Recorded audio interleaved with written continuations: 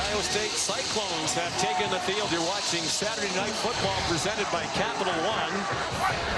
This is the Big 12 on ESPN. Already been an entertaining day in the Big 12. Texas, a loser at home to TCU, was a TCU team that Iowa State beat in Fort Worth in its conference opener last Saturday. Nice bounce back win for the Cyclones after their season opening loss against Louisiana. They made a lot of mistakes. They didn't have any fans here for that game. They're happy to have 15,000 here tonight. Well, Oklahoma last week gave up 24 unanswered points to Kansas State, and it's a head scratcher because defensively 90% of the game they played outstanding defense, but there were a handful of plays in the second half that were just brutal. I'm going to show you two of them. Here's a pass play where the coverage called is perfect. They have four receivers blanketed. They have double coverage with a safety over the top, but all three of those guys fail to make a play, and they gain 78 yards. Here's another one where a cornerback and a linebacker miscommunicate. One guy has flat, one guy has to go to deep third.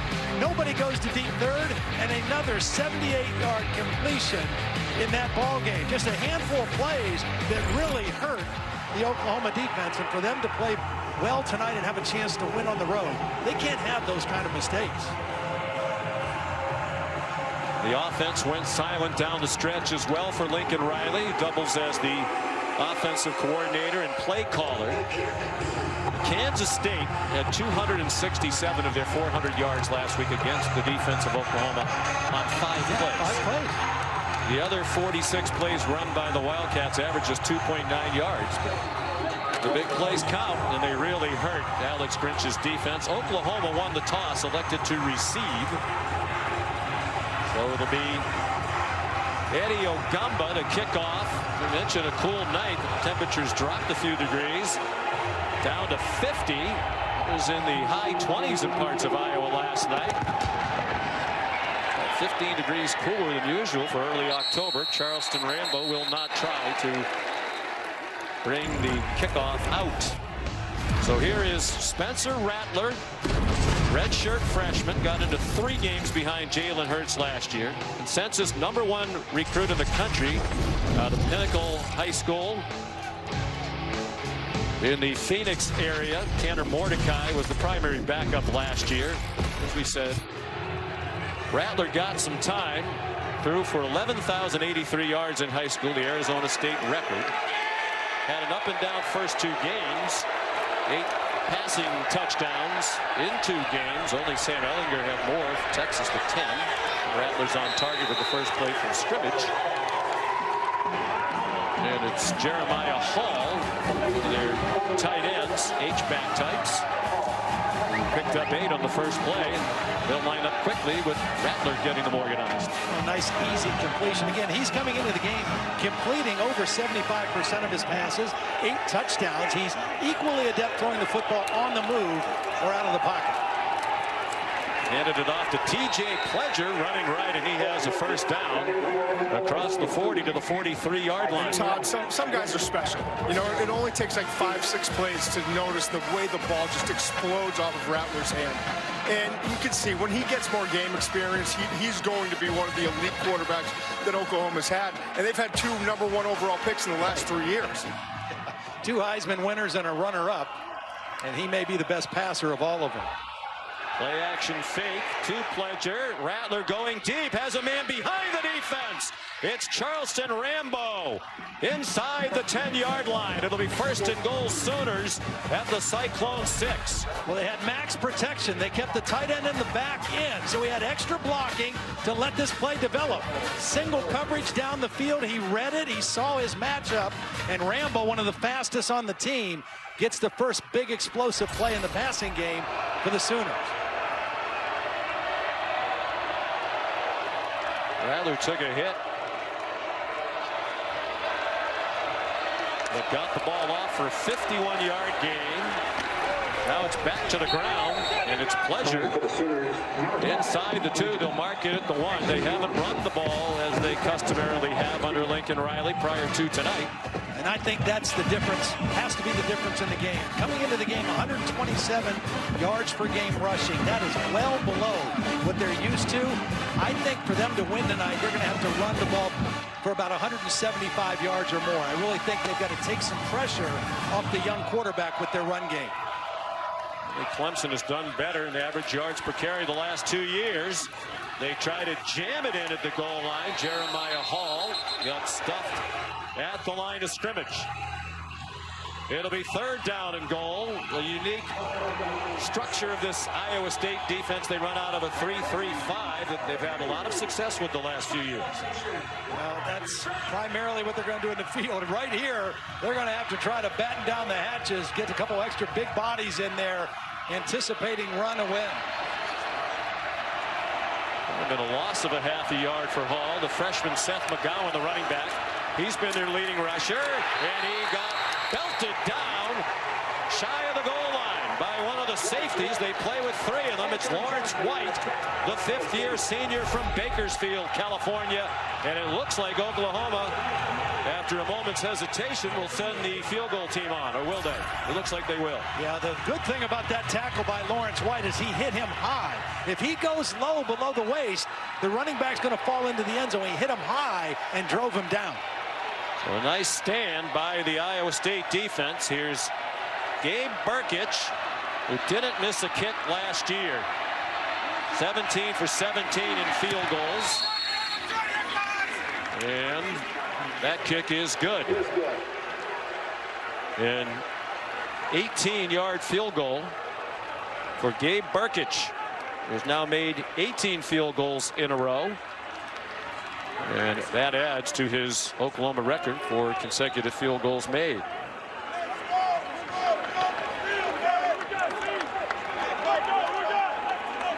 Lincoln Riley's team's been playing without 3 players they had hoped to have from the start of the season, including Ronnie Perkins, outstanding defensive end.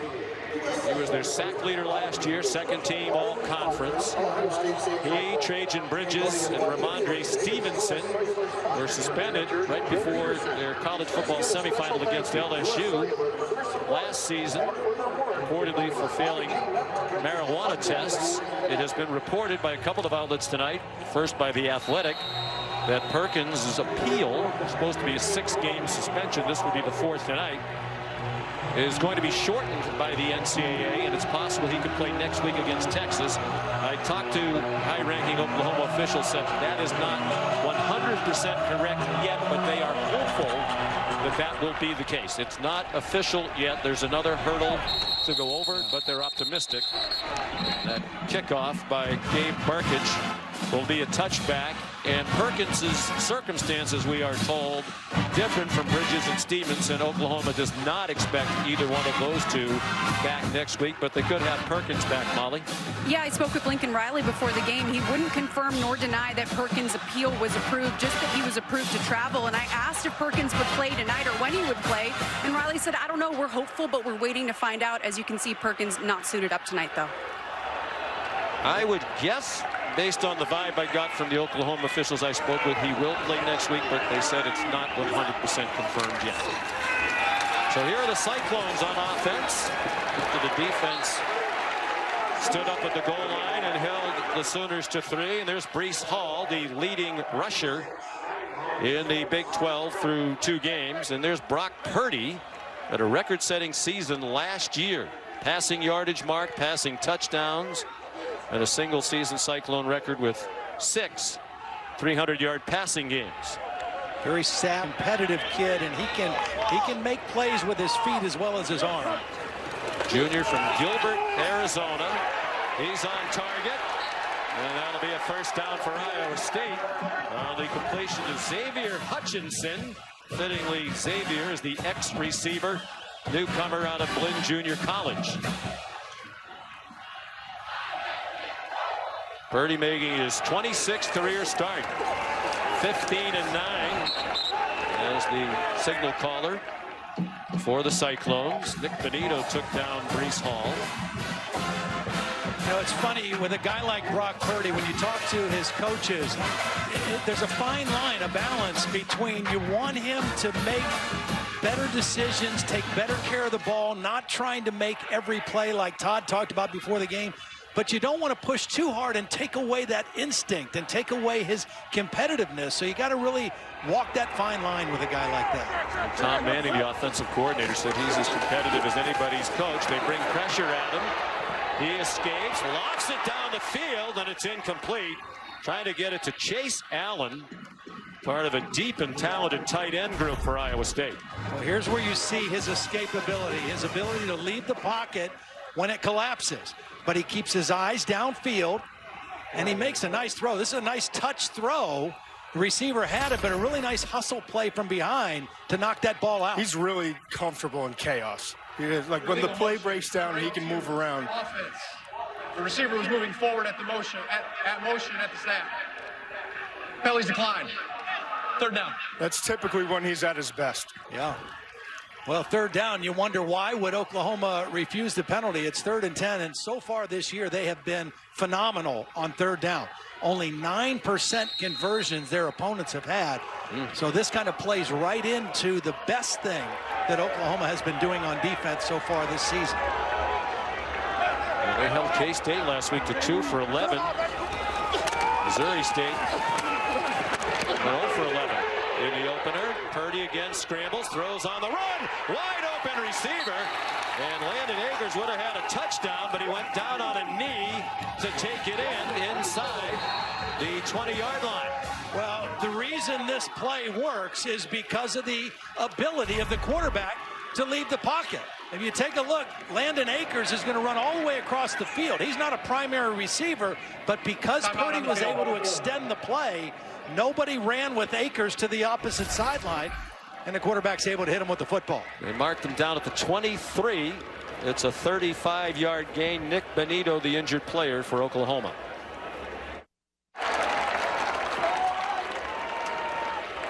View from the AT&T 5G Skycam.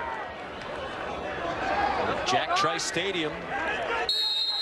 Iowa State's trying to defeat Oklahoma for the first time since 1960. Their last win here against the Sooners was 3 days before John F. Kennedy was elected president of the United States. That was a long time ago. Play fake to Breece Hall. Purdy going for the end zone into a crowd, and there's a flag down. He's trying to get it to his favorite target, the tight end Charlie Kohler. There was double coverage there. That's how you know it's his favorite target, because, and this is one thing Brock Purdy does, he will throw the football into coverage, whether that's confidence in his receivers, making the play. They are bigger than these Oklahoma defenders, but that was great coverage, but he threw it up there and gave his guy a chance to go for the football. And typically, offensive players have a better chance going for a football than defenders. Interference, number 44. Defense, ineligible player downfield, number 88. Offense, those fouls will offset. We'll replay. First down. 88 was the intended receiver, and they play with 3 tight ends a lot, and they shift them a lot and move them around. That time they moved them all from the left side of the formation to the right side, but they didn't get in a final formation that was legal, and therefore the penalty. Michael Vandervelde is the referee tonight, leading the Big 12 crew. Kohler's from Norman, Oklahoma. Obviously the home of the University of Oklahoma. Both of his parents have been professors at the University of Oklahoma. Here's Breece Hall, couple of spin moves to stay on his feet. Twisting like a cyclone, if cyclones twist. I know tornadoes do. That was a good run. You know, you break tackles by running that way. I mean, he's spinning. As soon as you think you got a good shot on him, he's spinning out of it. And he turned that into a very positive gain with that unique style. And for 154 last week in their win at TCU, which got them back on track. They had a sloppy opener and lost here at home to Louisiana. Purdy given time this time. Throws on the run. And it's an incomplete pass. Rolling out the field. It's an incomplete pass. That's good work by the 2 officials. One official was looking to see if the ball was caught. The other official was looking to see if the feet were in bounds. The ball was caught. The feet were out of bounds. That's good work by the two officials on the sideline to call that incomplete. Previous play of an incomplete pass is under further review. But I guess we'll take a closer look at it. I thought he was out of bounds when he caught the football. Again, though, you see the ability of Purdy to get out of the pocket and extend plays. That's what makes him so dangerous. We'll have the verdict from the replay official, Jeff Hansen, when we come back to Ames, Iowa.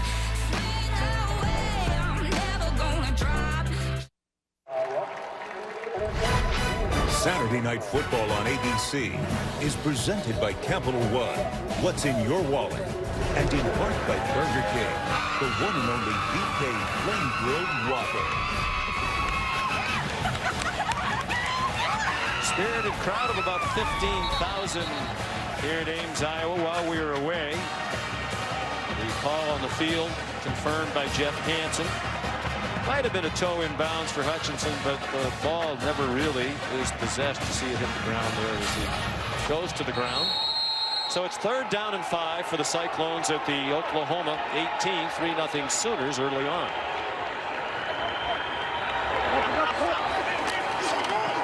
Purdy running out of time, tries to zing one for Charlie Kohler and was broken up by the veteran safety, Pat Fields Jr. from Tulsa. Honorable mention all-conference last year. It was excellent coverage by Oklahoma because that was plenty of protection for Brock Purdy to survey the field. He started by reading left. He came back to the other side of the field, and there was nobody open.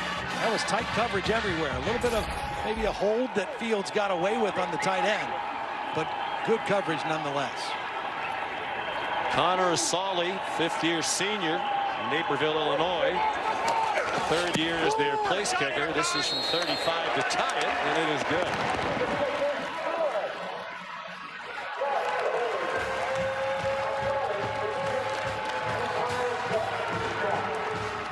So each team has kicked the field goal as we welcome back in Todd McShay. You know, the misnomer, Todd, about Oklahoma under Lincoln Riley, they fling it all over the field. They've actually run more running plays over 5 years than passing plays, but this year the run game really not effective. Yeah, and it's been really the most consistent aspect of Oklahoma over the last few years. Their ability to run the football. And Bill Bedenbaugh, I think, is one of the best offensive line coaches in the country. And yeah, they lost 4 guys to the NFL in the first 4 rounds 2 years ago. They're developing guys up front, but they're not as physical as they have been. And we talked to Lincoln, and he said, you know, it has been our staple. Everything that we do works off of the run game and the ability to work play action and to basically move things forward. And we're not where we need to be, but I do think, is what he said, I do think that we're going to get there soon. Without Kennedy Brooks, who was their 2nd leading rusher behind the quarterback Jalen Hurts last year, he opted out. Ramondre Stevenson still suspended. They hope to get him back. Chase Sermon transferred to Ohio State. And they don't have a quarterback run game like they used to as well. Leaning on the freshman, Seth McGowan. Charleston Rambo slipped as he took the Eddie Ogamba kickoff. And he never really did get much momentum. Belted down at the 15. Let's go back to the studio. All right, thank you, Kevin. 1st and 10, Oklahoma. Spencer Rattler after the play fake. On target for a 1st down. It's Marvin Mims, true freshman out of Frisco, Texas. Caught 8 balls in the first 2 games to be their leading receiver.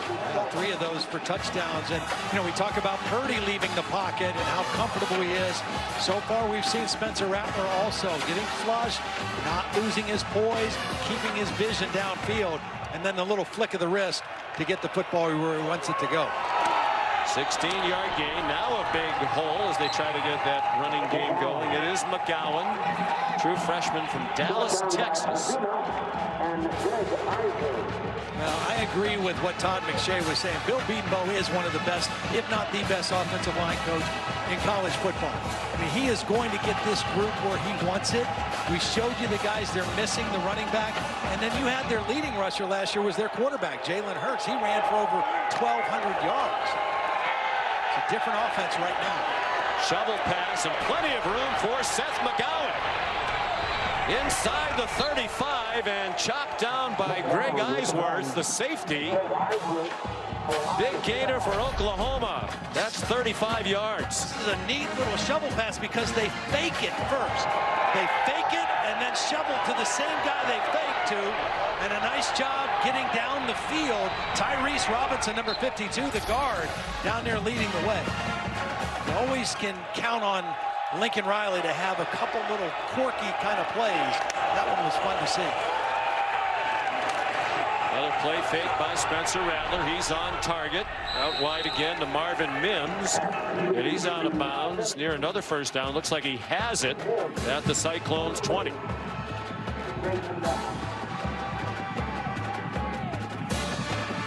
Talked about this Iowa State defense.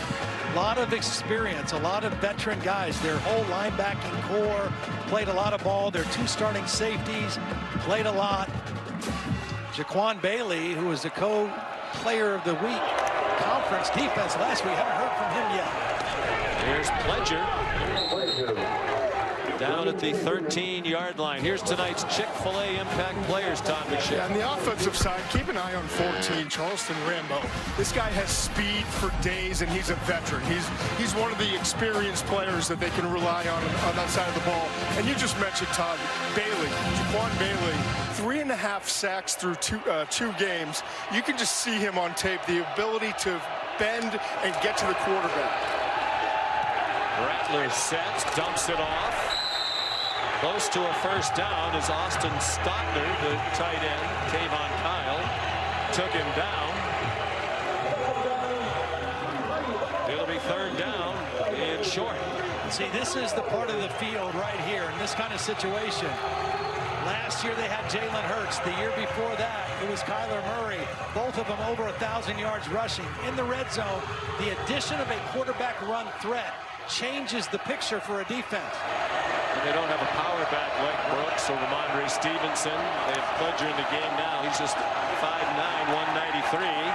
Rattler faked it to him. Retreats. Throws back of the end zone. Is he in bounds? No. Incomplete pass as he got it to Obiello in his first year Down the field, incomplete pass. at Oklahoma as a transfer from Marshall. That is the perfect example.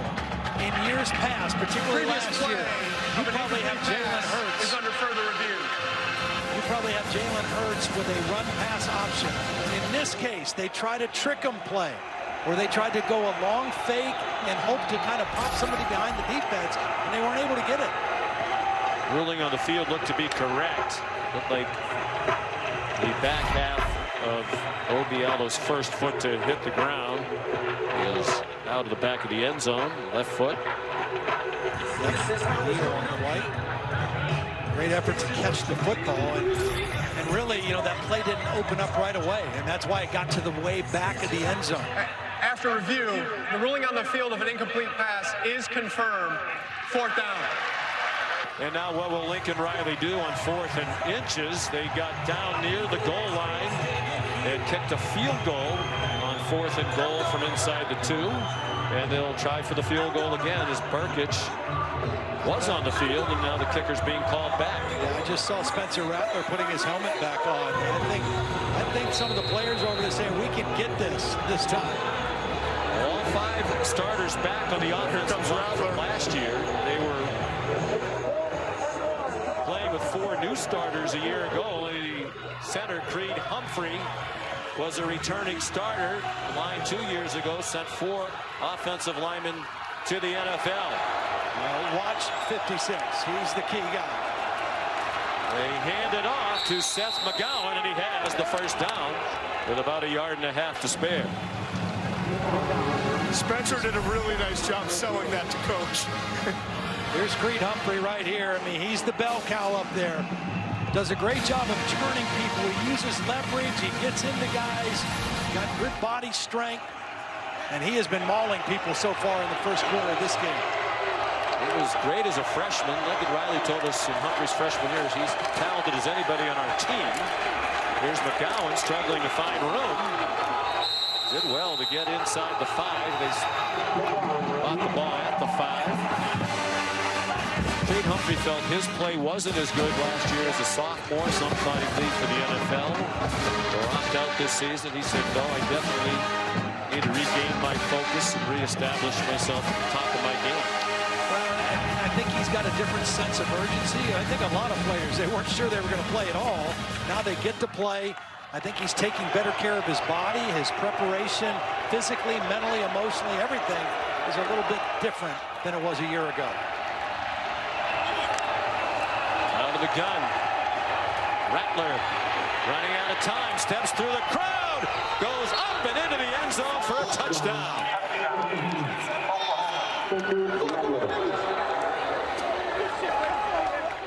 Well, we talked about quarterback run. This was not by design.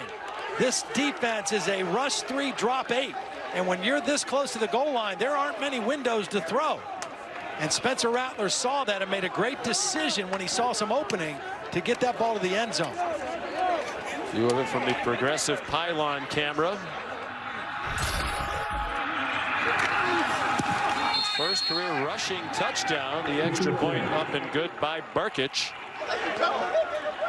Well, they talked Lincoln Riley into going for it on 4th and 1, and then they get a touchdown on the back end of it.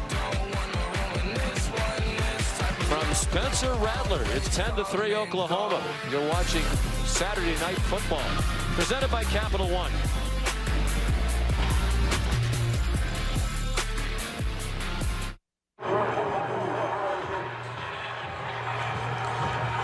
Friends, as a reminder, you can watch tonight's game in 4K on DirecTV, Optimum, and Xfinity as part of the Samsung QLED 4K Game of the Week.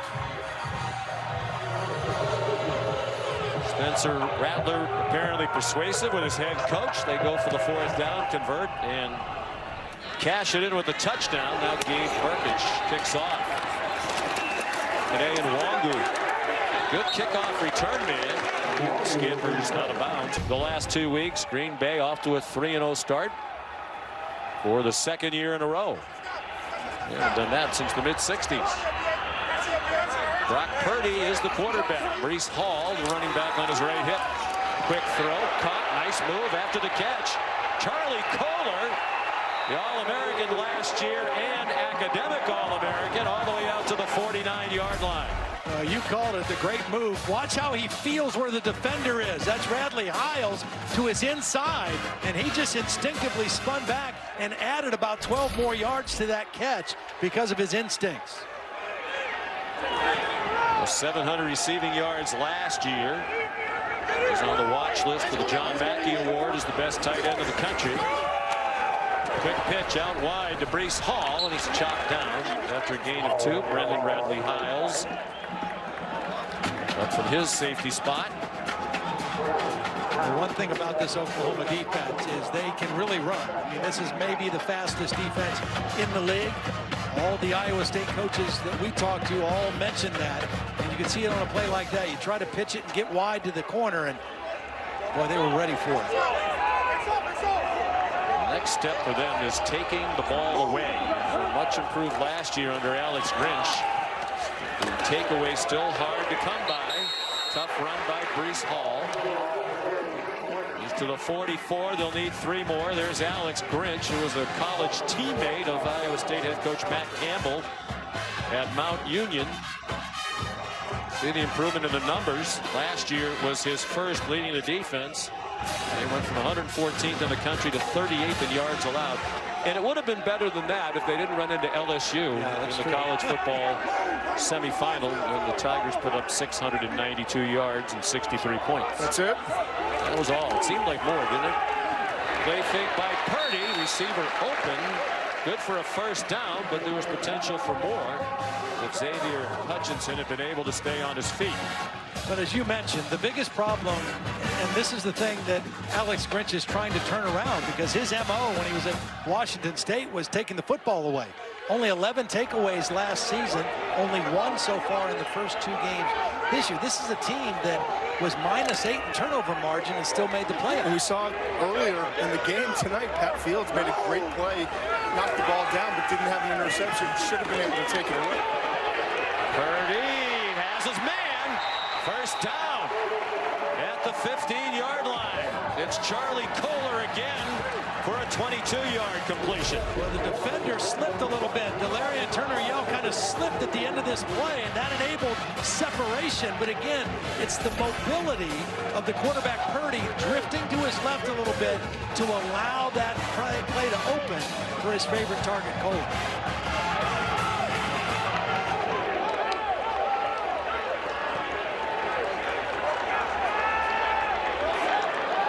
Iowa State on the move again with a minute to go in the first quarter. Trailing 10-3. Hall dragged down behind the line of scrimmage by Deshaun White, who's taken over at middle linebacker for Kenneth Murray, who was a standout in the middle of that defense last year and was a first-round pick of the Los Angeles Chargers, number 23 overall. Yeah, this is good, solid defense, good run fits. Everybody where they're supposed to be. Deshaun White is the guy that made the tackle. The guy next to him, Brian Asamoah, is the guy that forced the play. He got into the backfield and forced that thing to bounce. Loss of a yard. Final seconds of an entertaining first quarter here in Ames. Purdy under duress. Tried to hit the quick hitter to Kohler and falls incomplete. Well, this is a miss. This is a missed assignment up front because Perrion Winfrey just came untouched to the quarterback. I don't know how Purdy even got rid of that ball.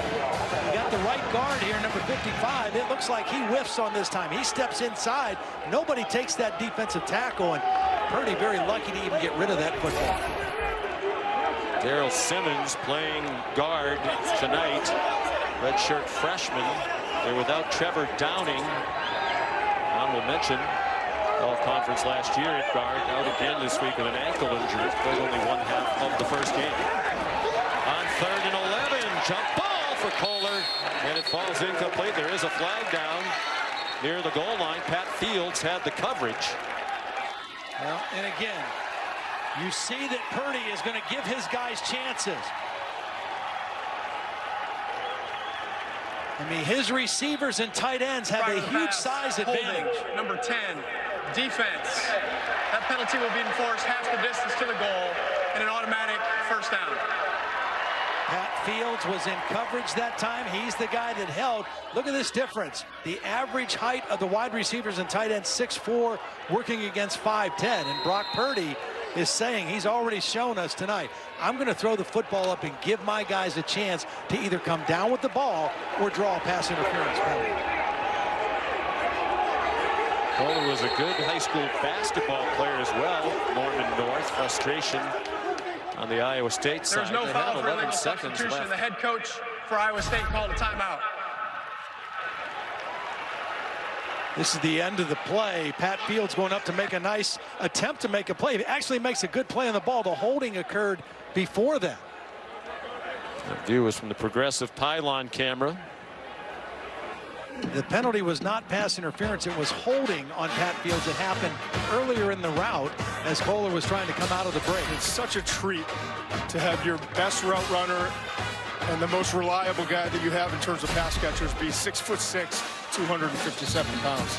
You watch, right here is where the penalty is. There's the grab on Kohler, and then Pat Fields makes a nice play on the football.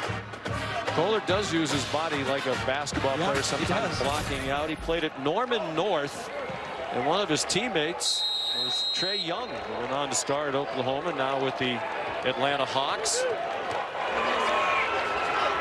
He's a pretty good guy to play with. Grew up big Sooner fans. We mentioned both his parents worked at the University of Oklahoma. Wanted an offer, didn't get one. There's Perrion Winfrey dumping Breece Hall at the 9-yard line on the last play of the first quarter. Oklahoma leads, but Iowa State is on the move.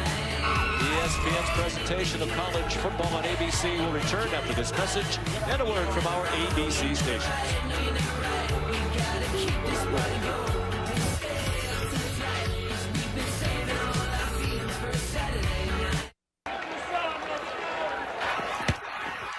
This season, for every field goal and extra point made by participating universities, All-State will make a contribution to the university's general scholarship fund. Thank you, All-State. First play of the second quarter here in Ames, Iowa. Oklahoma leading 10-3. Iowa State has it second and goal from the 9. Brock Purdy, the quarterback, throws for the back corner of the end zone, incomplete. Intended for Joe Skates, who was defended by Brendan Radley Hiles. Good coverage by Radley Hiles that time. Really nowhere to put the football. A lot of shifting and movement by this Oklahoma defensive front. I thought they might get caught in the middle of a move there, but they were able to gather themselves, get a little pressure, and then good coverage downfield. Matt Campbell, job he has done here at Iowa State. Trying to take that next step, win a conference championship. They've won only 2 in the history of the program. Good twisting up front leads to pressure and a throwaway by Brock Purdy, who has never turned the ball over in the red zone. He's been prone to the big mistake from time to time, including last week at TCU, but not when they get in the red zone. Well, Benito got the quick pressure. He came on the inside move. We saw him leave the field a couple possessions ago. Good to see him back out there. And that pressure forced Purdy to leave the pocket and throw the ball away. Now Connor Solly in here as a walk-on. He's had a terrific career, now on scholarship. 3rd year as their starting kicker. And that one is good. There is a flag down. It's going to be offsides, I think, on Oklahoma. It's 4th and goal from the 9, so I would think Matt Campbell would take the field goal. Yeah, I don't think you want to take points off the board here. Field goal is good.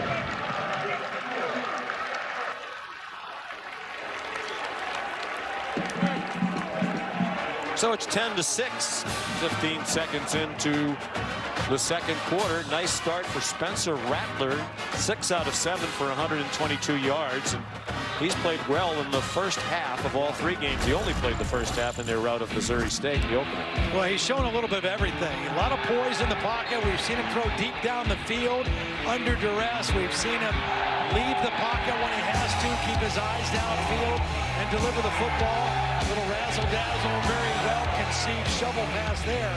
And then we saw him run for the touchdown.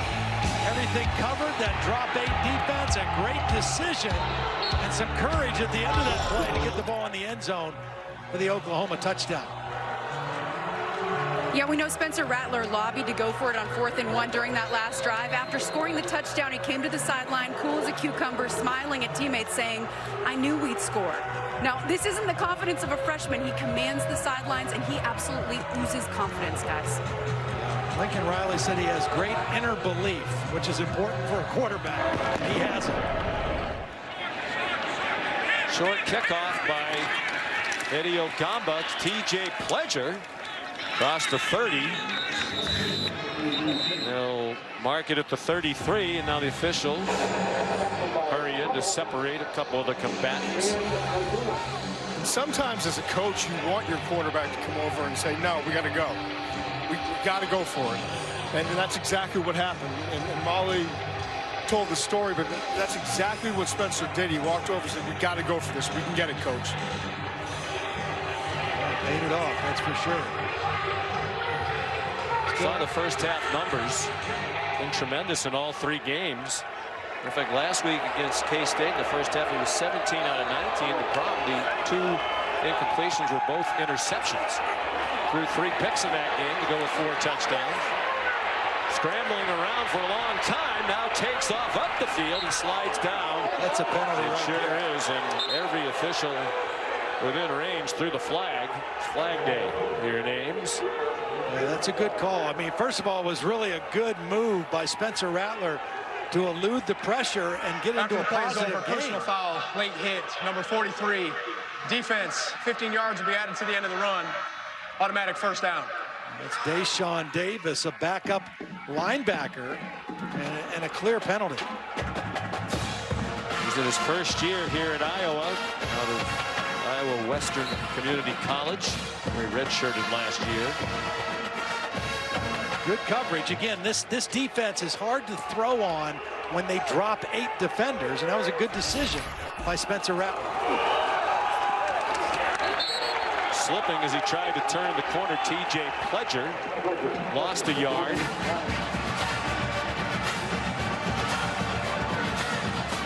We talked about the running game and what Lincoln Riley really likes to do. I mean, 2 years ago in 2018, they averaged 6.6 yards per rush. That was the best in college football. Last year was 6 yards per carry. Coming into tonight, they were down to 3.6. That isn't the standard that Oklahoma likes when it comes to running the football. As a result, he has called fewer running plays. They get pressure with 3, but Rattler gets away again. Tries to zing one to the near sideline for Charleston Rambo. It's incomplete. Again, Uzarike put the pressure on Annie Uzarike, number 58. They had 10 sacks in their first 2 games. They had 6 last week at TCU. And a lot of pressure out of that 3-down lineman. 3-down lineman alignment. They tell those guys to just pin their ears back and go for the quarterback. And again, no threat of the quarterback run by design this year. They dial up a blitz, and the ball's up for grabs and caught near the 20-yard line by Austin Stogner. With the blitz, they had single coverage from Kamani King, a backup safety. They brought the safety, Greg Eisworth, and Rattler does a great job just getting rid of the football. He knows he has single coverage, and the defender just doesn't make a play on the ball. Stogner's a bigger body. As a tight end, he's kind of able to kind of move him out of the way and make his way to the football. But that was nice by Rattler, just getting it out. I'm standing behind Rattler, just watching him. I had no idea how he got that ball away. Good for a 31-yard gain and a first down. Oklahoma on the move again. Pledger stacked up. Gain of 2.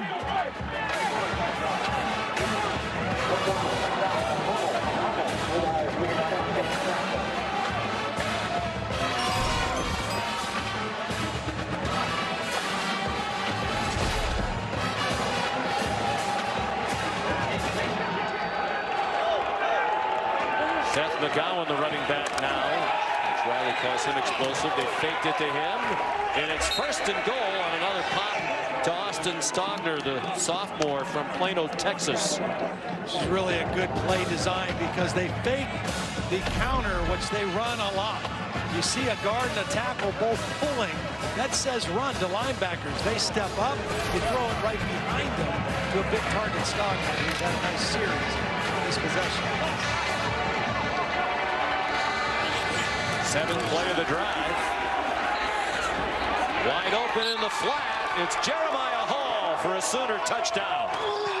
Even though Oklahoma has not run the ball well in the first half, the threat of the run and the fake of the run is still holding defenders.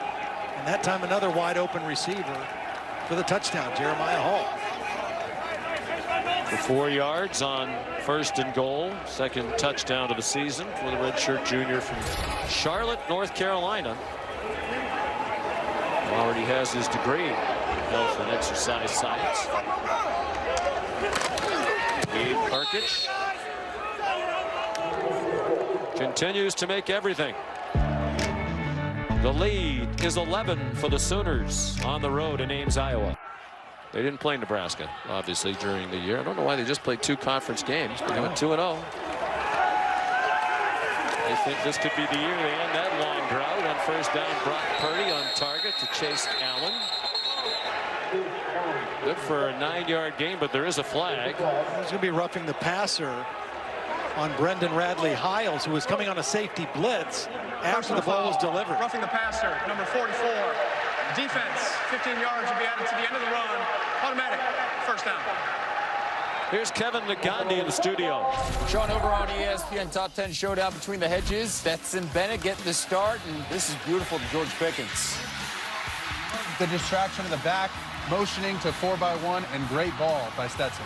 17-0 Georgia. How about this score? Clemson just got on the board with a touchdown to make it 10-0. They got Miami next weekend. Back to you guys.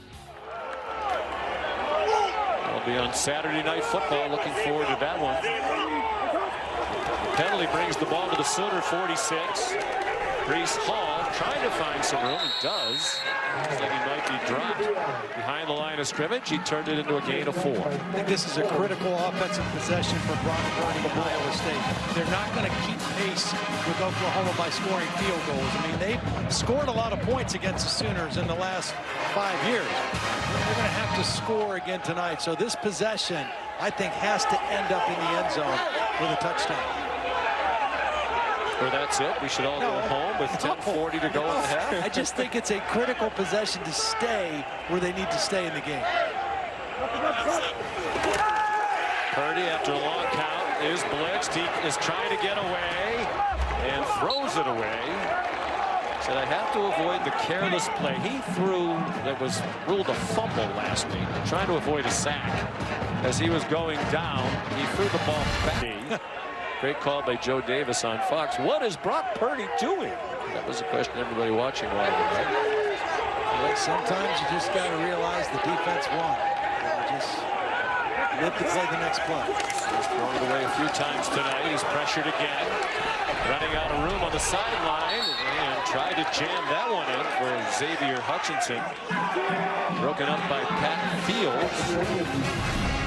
Oklahoma wanted Hutchinson. He chose to come to Iowa State. Including win for the Cyclones in that one. Again, very tight coverage by Pat Fields. Hands on the receiver, but nice play in the football. But the pressure, the fact that they are really forcing Purdy out of the pocket pretty consistently here in the first half, paying off for Oklahoma. There's Joe Rivera, fifth-year senior punter. Kick it to Marvin Mims. Virtually no breeze here at Jack Trice Stadium tonight. Mims makes the fair catch at the 13-yard line. First punt tonight goes 29 yards. Next area, Spencer Rattler and his family's here tonight. His dad Mike, sister Olivia, mom Sue. And there are the Purdys. Dad Sean on the right of your picture. Mom Carrie in the middle. Sister Whitney on the left. She's a fine softball player. Southeastern in Lakeland, Florida. Played minor league baseball for a long time in the 90s. Nice run there by Seth McGowan. So these families are familiar with each other. Spencer and Brock never went head-to-head. Both prolific careers in high school football in Arizona. Rattler set the state record for career passing yards. Purdy set the single season record for 6A with 4,400 yards as a senior. Perry High School in Gilbert, Arizona. Rattler throws on the move to Marvin Mims. And he's down at the 38-yard line.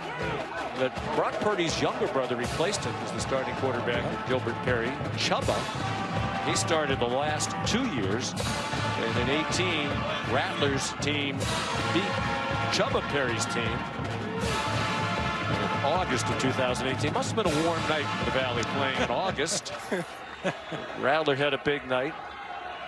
It is a dry heat. And Chubba's now a true freshman quarterback at Florida State. T.J. Pledger buried by Anthony Johnson, the veteran cornerback.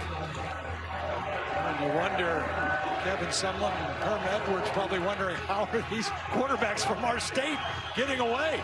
There's some good high school football in Arizona. That is one of the challenges for coaches Edwards and Sumlin. Keep the homegrown talent in state. Everybody in the country wanted Rattler. Brock Purdy really wasn't recruited until his senior year when he had that huge year to set the state single season record. Here's third down and 3 for OU. 8.5 to go in the half. They're up 17-6. Rattler has been elusive. He still is. And he is down at the 49-yard line with a first down. Who says he's not good with his feet? Well, he's got quick feet. You know, we've seen him slide. This time, I think Iowa State was expecting him to slide, and he just kept juking. And he added about 12 yards before the slide and picked up the nice first down. 11-yard run. One of the hallmarks of the Cyclone defense in recent years has been their excellent tacklers. But not on that play. Made a few miss. Now he sets with all day to throw. Deflected, and is it intercepted? The officials conferring. Are they going to deem that a catch by the defense? They are. I think they're calling it that way. Of course, they'll take another look. Is it an interception by the defense? First down, Iowa State. Shane Young, the interception, if it stands, was trying to get it to Jeremiah Hall, and it was deflected up in the air by Jake Hummel. Saw that ball bouncing around. I thought Hummel was going to get the interception. Went off him, went off of Hall. Tough to tell. Yeah. The first couple of replays. Previous play of an interception that'll be is under further review. I don't think that's going to stand. It's moving around too much as he's hitting the ground. The ball can touch the ground. That doesn't rule it out, but it's moving as he's going to the ground. He doesn't have a secure hold of it, and that's why this is going to get overturned. And it's still going to be Oklahoma's football. We have our referee, Matt Austin, with us tonight from his home in Charlotte. We're trying to rest his vocal cords because he was on this afternoon, at least one game that I watched, the Florida-South Carolina game. And I'm told if he doesn't speak, we don't have to pay him. With an eye toward Disney stock, we're going to try to box him out as much as we can. Tonight, Matt Campbell hoping for the ruling, but I would imagine Jeff Hansen in the booth. He's done a nice job already tonight. Will overturn this. Well, Spencer Rattler had. Oh, go ahead. Oh, here he is. No, I'm sorry. Right, yeah, Sean, I agree with you and Todd. So, sorry. Yeah, he definitely got his hand under the ball, but as he tried to gather it in, it rolled up in front of his hands and up towards his face. So this is definitely going to be incomplete. Yeah. How were you this afternoon, Matt? How would you rate your own performance? I thought you were excellent. Well, I appreciate that. Thank you very much. After reviewing the play, the ruling on the field is an incomplete pass. Second down and 10 at the 47.5-yard line. Last week, Spencer Rattler threw 3 interceptions against Kansas State. 2 of them were off of deflected balls like this one was. They got the call right. That wasn't an interception. But Spencer Rattler was pretty lucky getting away with that. Lincoln Riley said last week about 90% of his plays were excellent. He said it was really like our team. I felt like we dominated Kansas State for a lot of the game, did a lot of good things. Obviously, they blew the 3-touchdown lead as K-State. And Skylar Thompson, who was tremendous, rallied for 24 unanswered points, won a 50-yard field goal late. Rattler. All of a sudden, he's a reincarnation of Jalen Hurts and Kyler Murray doing it. With his running, Lawrence White chased him out of bounds. It'll be 3rd down and 8 for midfield. And that's giving Iowa State a completely different look. When we talked to defensive coordinator John Heacock, he said it's not the same. It used to be that every running play you had to attach a quarterback run to it as well. Didn't think he'd have to account for Rattler in the running game tonight. A lot of what he's done with his feet has been on scrambles. Really midway through the second quarter, Oklahoma leading 17-6. Low throw. Is it caught at the 40? Rambo, yes. First down with a couple of yards to spare. Nice catch by Charleston Rambo.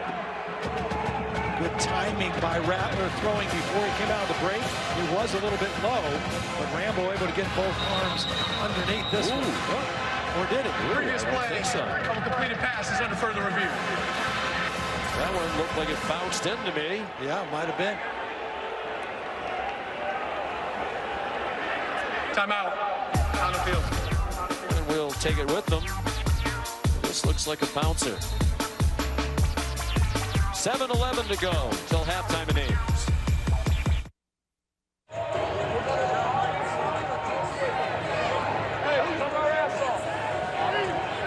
After reviewing the play, the ruling on the field is an incomplete pass. The ball will be placed at the 50-yard line. It'll be 4th down and 7. Game clock operator, please reset the game clock at 7 minutes, 43 seconds.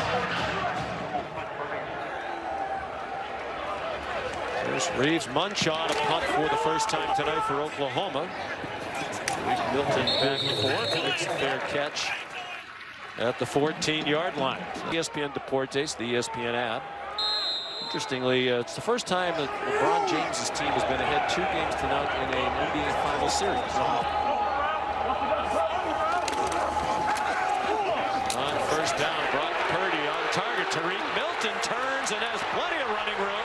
He's across midfield and run down in OU territory. They're going to mark him down at the 43-yard line. Well, short completion and one poor tackle attempt by Brendan Radley-Hiles, and the next thing you know, you've got a huge play. It's man coverage, there's the catch, there's the missed tackle, and a lot of green grass, and excellent blocking by Hutchinson down the field, the other receiver.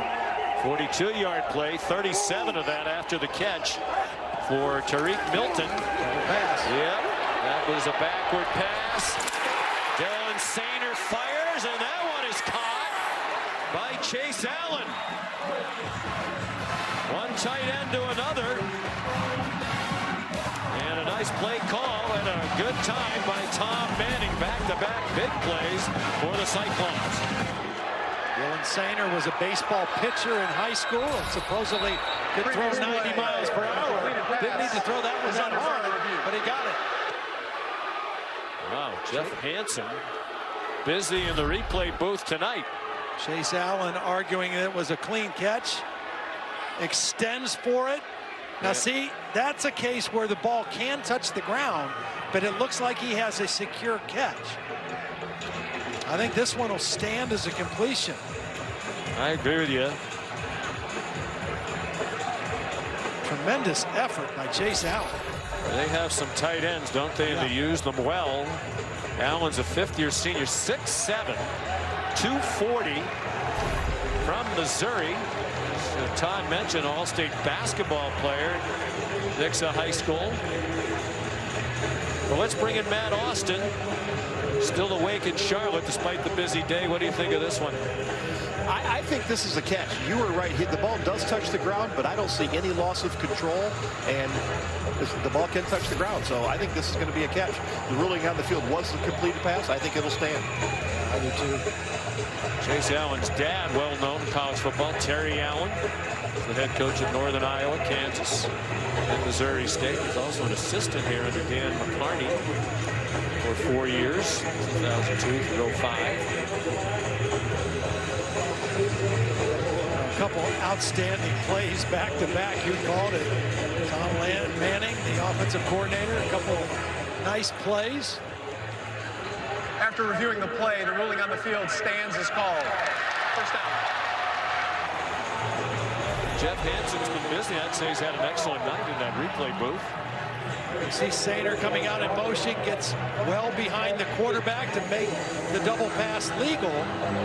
It was pretty good coverage, but just an outstanding individual effort by Allen to extend for the football. Move Sainer around all over the place. Fullback, tight end. 1st and 10. Cyclones at the Sooners 15. Iowa State down by 11. There's Breece Hall. A lot of folks around the country haven't heard of the sophomore from Wichita, but he's emerged as one of the best running backs in the country. He had 110 yards against Oklahoma last year in Norman. He's had kind of a quiet night so far, but coming off a huge game in Fort Worth a week ago.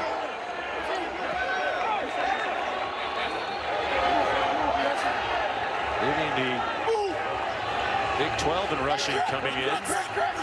Saw leading the country among those who had played at least 2 games. They toss it out to him again. He's very near the first down. Came up about a yard short at the 6-yard line. Here's a big 3rd down and 1 for Matt Campbell and the OC Tom Manning.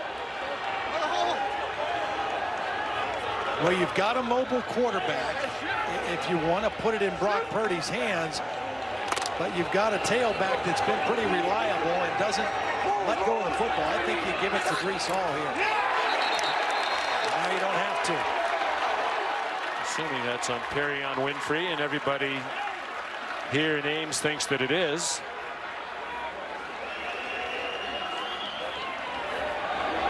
Michael Vandervelde will have to join Sagan after for his many TV appearances here tonight. Crowd doesn't think this should be taking so long. They're a little anxious that this might not go the Cyclones' way. Well, the thing they might be talking about is, did the center make a noise? Was there any false verbal cue that the center or the quarterback gave to draw that penalty?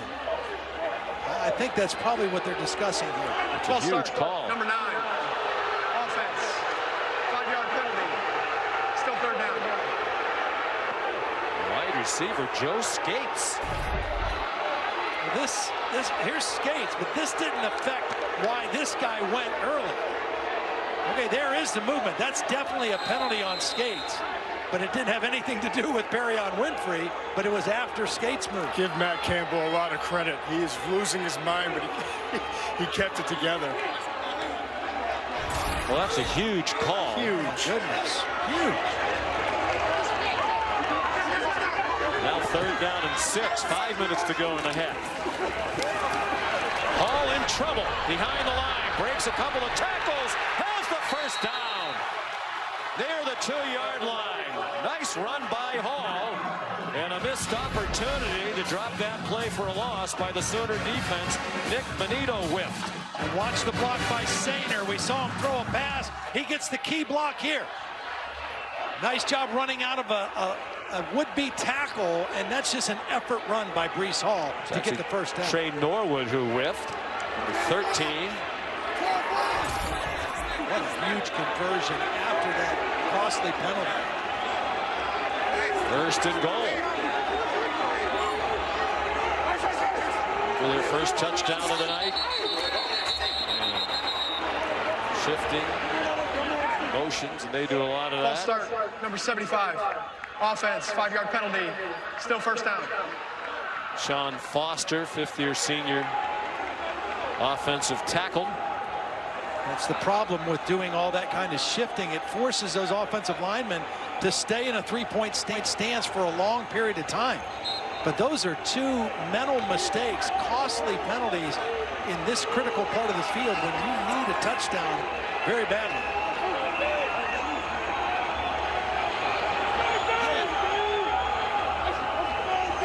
Back at the 8-yard line. First and goal. Purdy. Play fake. Throws it up for grabs. Flag down. It was batted away. Brendan Radley-Hiles looking at the official as if he cannot believe there was a flag. It was intended for Sean Shaw. No, there was definitely pass interference. Brendan Radley-Hiles just ran right through the receiver. Defense. The ball be placed at the 2-yard line. He's all over him. He climbed up his back. First down. I mean, that's an easy call. No doubt.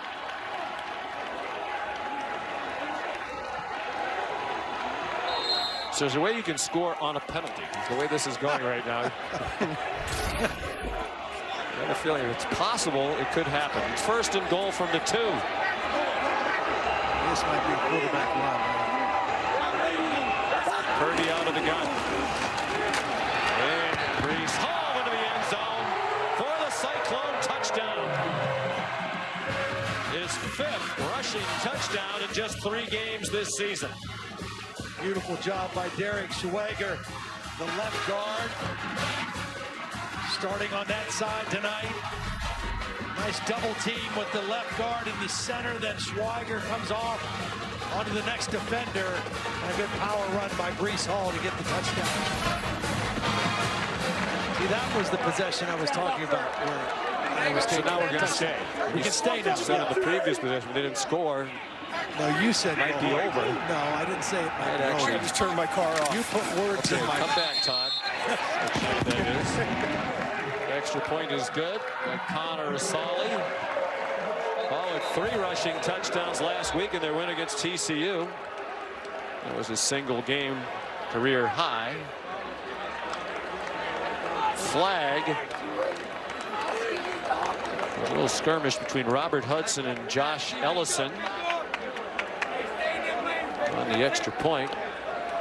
Hudson comes in on the PAT unit, backup offensive guard.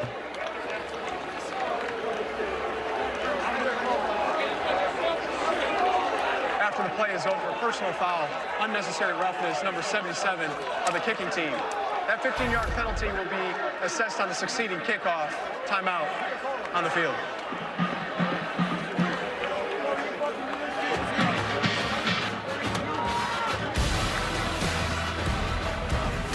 Well, it was quite a drive. A couple of big plays.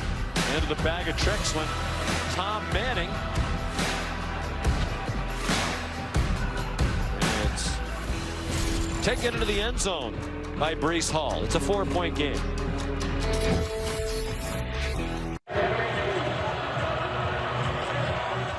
Breece Hall, the touchdown for Iowa State.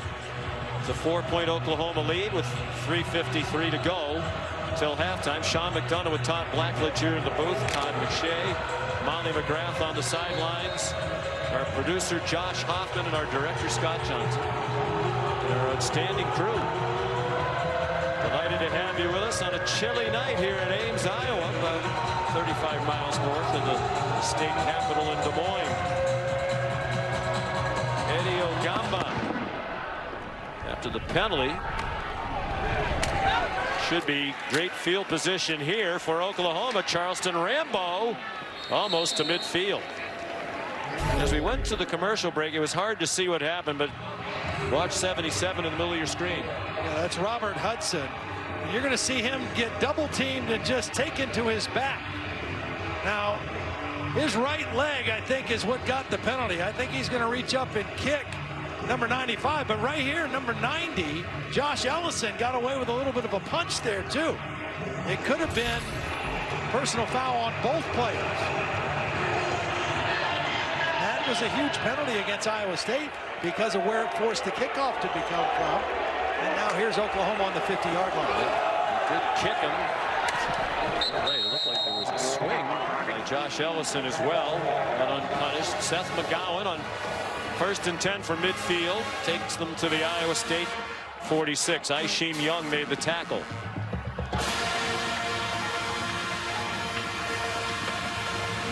All 3 timeouts left for Oklahoma, 2 for Iowa State as we're down to 3:20 to go till halftime.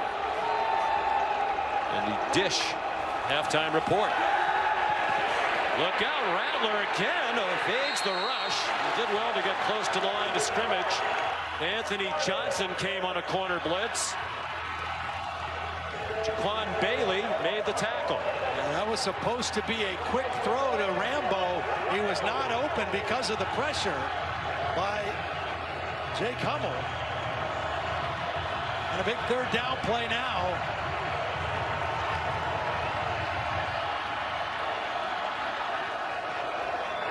Third down and 6. Keep an eye on Bailey, number 3, coming off the edge. Leading sack man in school history. Well blocked on that play. Rattler with time to get it to TJ Pledger for a 1st down to the 28-yard line of the Cyclones.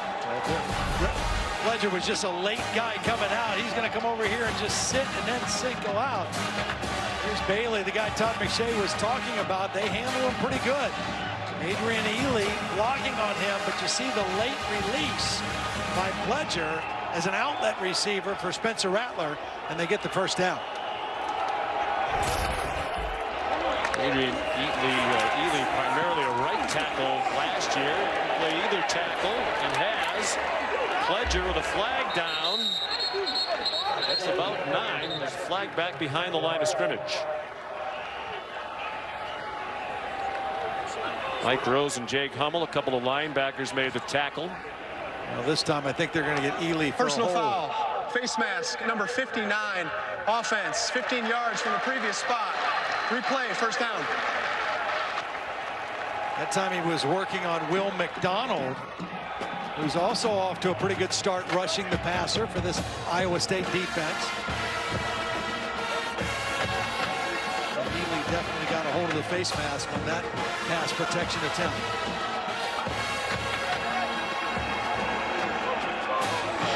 Here's the right tackle now. Eric Swenson, the left tackle. There's John Haycock, defensive coordinator. Did a great job. Said he was a 4-2-5 defensive guy. Then they got here. didn't play good defense. They changed their structure in the middle of the 2017 season to this 3-3-5. And they stopped McGowan on a short gain. He said, I was tired of the way we're playing defense. We met as a staff, said, let's figure out a way to get our best 11 players on the field and leave them on the field where we don't have to substitute. So they went to this setup, and boy, has it worked well. They've been in the top 3 in defense each of the last 3 years in conference. And people all over the country have come to talk to him, to watch, to learn, to try to emulate that defense. He brings pressure, and it's dumped off. Jaquan Bailey takes down Seth McGowan. Well-timed blitz by Jake Hummel, number 35. Here he comes right here. He's off the line of scrimmage. He's going to slip right in here and force the dump off to McGowan. And then a good sure tackle in open field. When you talk about the 3-3-5, Todd, when they line up so often, it looks like there's just green grass everywhere on the defensive side of the ball. That they close so quickly. They have a lot of speed on that defense. Here's another blitz. Looked like the same play. This time it's Pledger on the catch. He's taken down from behind, well shy of the line to gain, and now a decision to make as we're under a half minute to go in the half, and it's 4th down. And Burkich, his career long is 50 yards. He made one from close to 60 in warm-ups. Going in this direction. That time John Haycock came with a corner blitz. It was Tavon Kyle who came off the corner to add a 4th rusher and force that dump off throw. Oklahoma has called their first charge timeout of the half. Please reset the game clock to 3 seconds.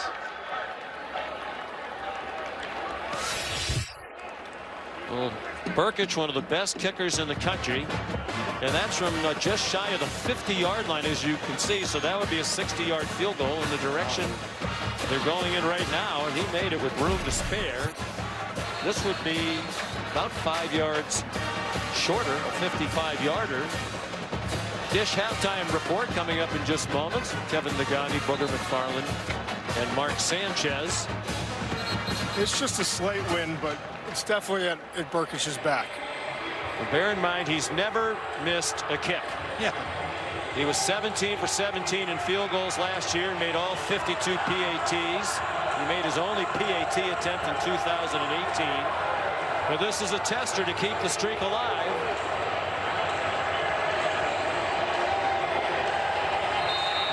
It'll be from 54, and very likely the last play of the half. And now timeout. Iowa State has called their second charge timeout of the half, 30 seconds in length. Can't take him to the locker room with you. Might as well use him if you can, Matt Campbell. Don't think it's going to have much of an effect on Burkich. We talked to him last year at the college football playoff. You know, the announcers, the announcer jinx. We get blamed when things don't go wrong. So I asked Burkich, because I was going to mention during the game, he's never missed a kick. Do you believe in the announcer jinx? He said, absolutely not. And then he went out and made all the kicks. That's right. So That's right. If this doesn't go through, don't blame us. But you like this decision here? Yeah, I do. I mean, you give the kid a chance. I mean, he's been perfect in his career, right? There's 3 seconds left. You don't have to worry about Iowa State getting good field position here. Iowa State will get the ball to start the second half. You have a chance to go up by 7 into the locker room. I just love McDonough doubling down on that.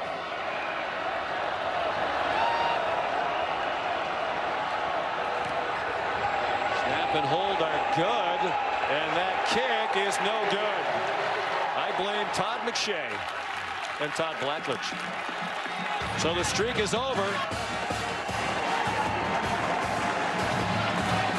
He had made 18 straight. You're watching Saturday Night Football presented by Capital One. This is the Big 12 on ESPN. Oklahoma winners of the last 5 Big 12 conference titles, leading here in Ames, Iowa 17-13 over Iowa State. Head for the start of the 3rd quarter. Sean McDonough with Todd Blackledge. Down on the field, it's Todd McShay and Molly McGrath. Nice first half for Spencer Rattler, the Oklahoma redshirt freshman quarterback. Went 13 for 17 for 201. Yeah, I'd say he is as good as advertised. I mean, he was very comfortable up until the last part of that second quarter when Iowa State was able to pressure him a little bit. Gabe Burkich kicks off. Today, and Wangu is going to bring it out. And he got stood up as he got to the 20, and then he said, "I'm going to stand you up," to a couple of the Sooners. Woody Washington went for a ride before finally getting him down. Here's the Pacific Life game summary.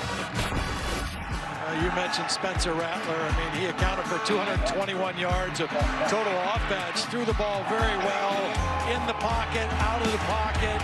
Never seemed to get flustered. Ran for a touchdown. Actually ran the ball 5 times. And then the last possession of the half for Iowa State, they finally got some things going.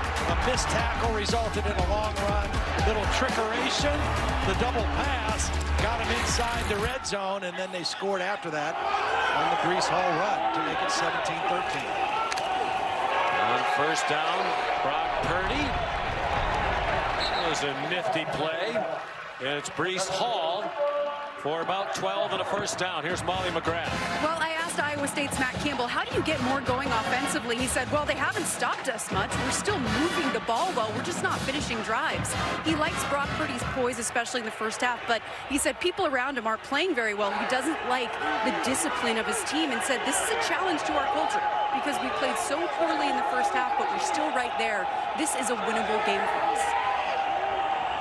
When he first got here to Iowa State, inherited a program with very little success in its history. Nice play by Breece Hall. Boy, that looked like it would be a loss. Instead, he turned it into a gain. And the Cyclone fans want a late hit out of bounds. He got shoved out by Brian Asamoah. Well, first of all, Deshaun White had him dead to rights in the backfield and missed the tackle, and just an instinctive spin and go out the other way by Breece Hall. You're right, that should have been about a 4-yard loss had Deshaun White been able to make the tackle, but instead it's a first down. 12-yard gain.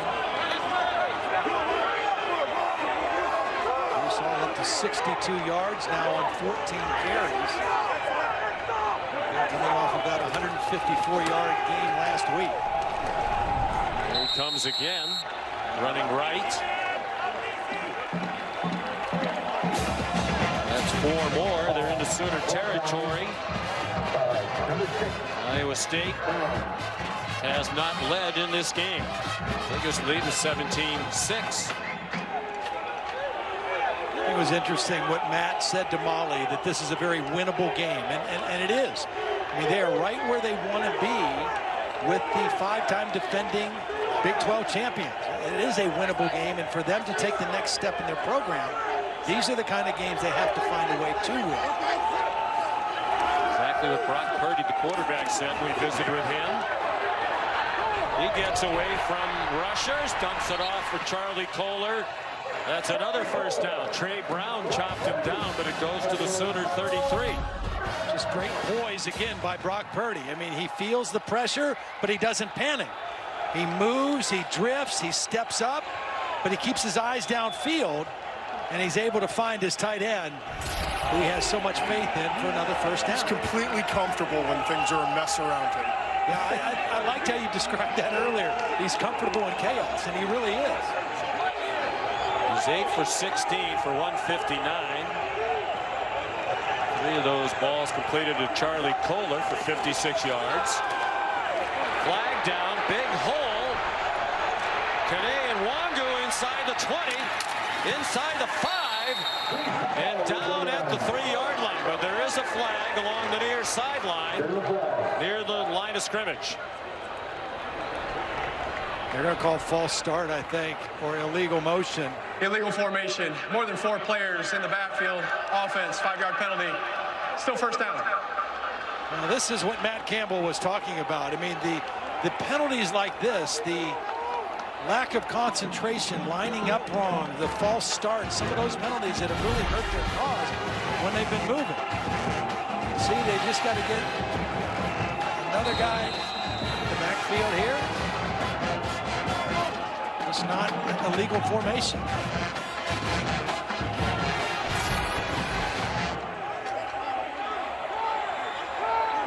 It's the 5th penalty on Iowa State. Back to the 38. Some late pressure from Asamoah was picked up, and the pass incomplete, but here come flags against Oklahoma's Trey Brown. Well, this is a great for Xavier Hutchinson, pardon me, Todd. Great job by Breece Hall. Watch him come Pass over and pick interference, up number the pressure. 6. Defense, 15-yard penalty, automatic, first down. That enables Purdy to stand in there and make the throw. And then here's the pass interference on the end of the play. Trey Brown in coverage. Both arms wrapped around the bigger receiver, Hutchinson. Again, we showed you that graphic. These receivers and tight ends average 6'4" against 5'10" for these defensive backs for Oklahoma. Cyclones on the move again. Down by 4 in the opening moments of the 3rd quarter. Joined us late. They've lost 24 in a row at home to Oklahoma, dating back to 1960. Breece Hall taken down by Josh Ellison after a gain of a yard or 2. There's the disparity in height you were talking about. Well, and what we've seen Brock Purdy do is he knows that, he's aware of that, and he has confidence in his guys going up and fighting for footballs. So he's going to throw the ball in places where you say, wow, that's good coverage, but he's trusting either his guy's going to come down with the ball or they're going to draw a pass interference or a holding penalty, and that's worked out for him so far.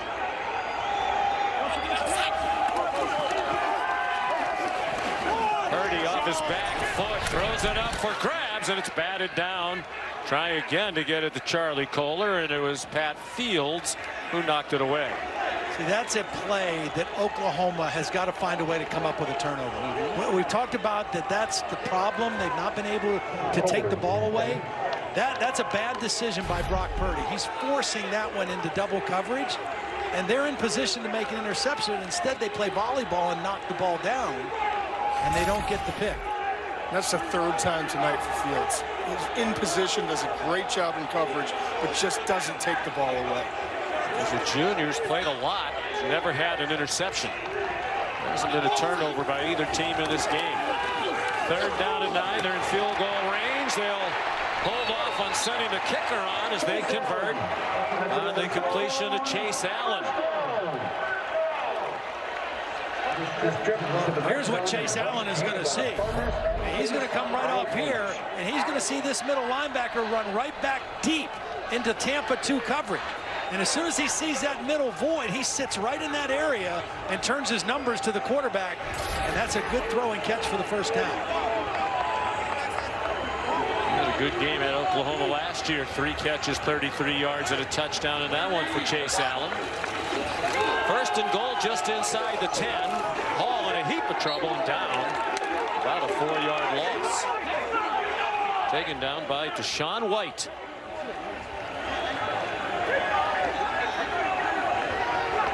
That was quite a push by LeRon Stokes, too, who's in there, number 96. I mean, he just pushed that offensive line back into the backfield, really disrupted the timing and the rhythm of that play. Perkins looking on, suspended, but there are reports he could play next week. His suspension might be shortened. Oklahoma officials wouldn't confirm that, but they're optimistic. There's still conversations to be had. Hall looked like he wanted to go up and over. The defender backed away, so he stuck the landing, and then Trey Brown knocked him down or out of bounds. There is a flag Holding, down. number 55. Offense, 10-yard penalty from the previous spot. Still 2nd down.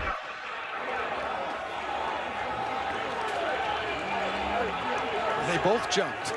They met in midair, but the hold was definitely on Darrell Simmons, the right guard, number 55, that's going to bring this one back. And again, another costly penalty that takes away a positive game play for Iowa State. I just wonder how many penalties like that they can survive to stop themselves. Molly McGrath said Matt Campbell at the half not pleased with the discipline of his team. penalized 6 times. 2nd and goal from back beyond the 20. Purdy on the run, off the hands of his intended receiver, Landon Akers. Oklahoma's coaching staff calling for holding again. You know, when you have a quarterback like Purdy who leaves the pocket as often as he does, those linemen, they kind of get lost. They don't know where their quarterback is, and they instinctively reach and grab trying to protect because the defender knows where he's running to the quarterback. The offensive lineman doesn't know, is he in the pocket? Has he left the pocket? Where is he? That's why you see a lot of those holding penalties, and Oklahoma staff thought there was another one on back-to-back plays. Not lined up yet, and the play clock is down to 4. 2. Campbell called timeout. Just the penalties and the disjointedness that the penalties have created with this possession has been troublesome. Timeout on the field.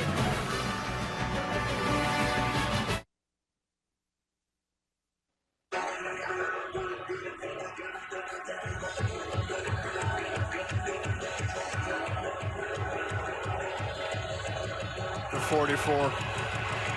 We're back in Ames, Iowa. 3rd down and goal for the Cyclones at the Oklahoma 24. Iowa State down by 4. They've hurt themselves with penalties on this drive. Breece Hall makes it an easier field goal try for Connor Asali. Marcus Stripling made the tackle.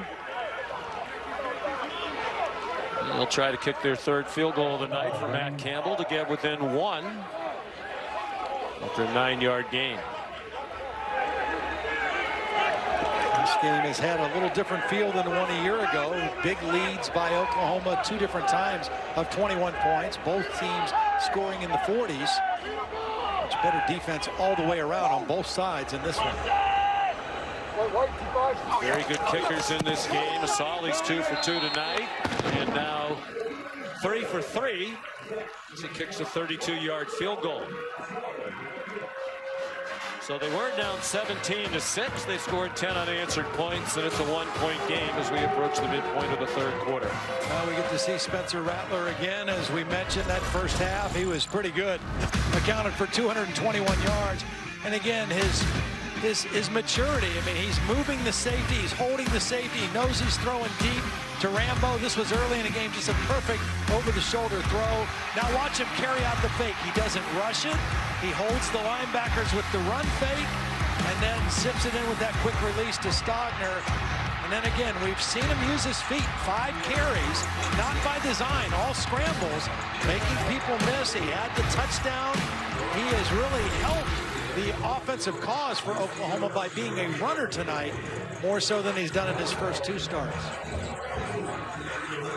Well, that's exactly what I talked to Lincoln Riley about. He said, you know, there have been missed opportunities, but Spencer Rattler's playing well, and his ability to run is opening things up for us. We need him to scramble when they drop 8, so he'll continue to do that. And Riley acknowledged they've gone into the locker room with the lead and lost it. So his message is, we have to play to our standard in the second half. We can't be comfortable with this lead, and he wants them to keep attacking, Sean. Molly will get the ball for the first time in the half. Now the kickoff brought back by Charleston Rambo. There is a flag down. Might be an offside against Iowa State because the flag is down where they kicked it off from. And if I'm Oklahoma, I'm going to make them kick it again because they're not kicking the ball very deep to begin with. Offside. Back them up another 5 yards. Kicking team. That 5-yard penalty will be added to the end of the run. First down, Oklahoma. And they have the choice of starting on the 21 or trying to return it again. Oklahoma has elected to re-kick the ball. It'll be a 5-yard penalty from the 35-yard line. I think this is a good decision by Lincoln Riley. Give your guy a chance. Again, they're not knocking the ball out of the end zone. Jack Peterson guilty of the offsides. Again, one of the hallmarks of Matt Campbell's team's discipline. He said when I first got here, when we weren't very good, it was about attitude and effort. He said now that we are good, it's about attitude and effort and precision. And they're lacking the precision tonight. And the penalties, I mean, they've got 7 penalties now for 60 yards compared to 5 for 59 yards for Oklahoma. And he and his coaching staff have to take the blame for the timeout they used a moment ago, because they took a long time, it seemed, getting the play call in, getting the people on the field they wanted for that play. He's done a terrific job. Still just 40 years old, an Ohio native, son of a coach. His dad, Rick, a long-time high school coach. And like many of us, grew up idolizing his dad. Idolized his high school coach at Perry High School in Ohio, Keith Wakefield. Also one of the all-time greats, Larry Karras, who was his head coach at Mount Union. Played college football. Rambo again.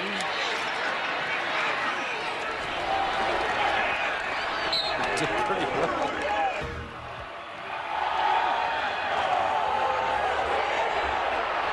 On first down, first play from scrimmage of this half. The dump down to Jeremiah Hall, who got dragged down, but he has a first down with a little bit to spare as he got to the 45. Here, you go back to that penalty, you say, well, it's an offsides and a kickoff. It's only 5 yards, but the reality is it was a 19-yard penalty because of the difference in the return. They start on the 35. One play later, they're almost to the 50-yard line. So great field position for the Sooners here early in the third quarter. Need to stay in attack mode with the lead. Seth McGowan weaves through the crowd, gets about 8. Mike Rose made the tackle. These have been frustrating penalties too. Formation issues, offside on a kickoff. Like, you don't see that very often, especially from a Matt Campbell team. In his 5th year here, he went 3-9 his first year, on 24-17 since. Winning record, at least 7 wins each of the last 3 years. They've been to a bowl game each of the last 3 seasons. McGowan stays in the block. Rattler runs again. Wow. Fancy footwork. And now there's a flag down well into the play. He did get the first down with a yard or 2 to spare, and Orion Vance, the middle linebacker, made the tackle. I think they might call a blindside block on Seth McGowan. I think that's what we might have here. Holding, number 52. Yep. Offense, 10-yard penalty from the previous spot. Still second down.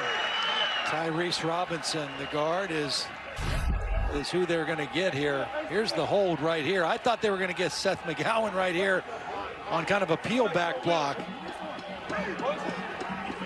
Right there, but they didn't call that. They called the hold. There's the takedown by Tyrese Robinson, and really a foolish penalty because Rattler was well beyond him when he took him to the ground.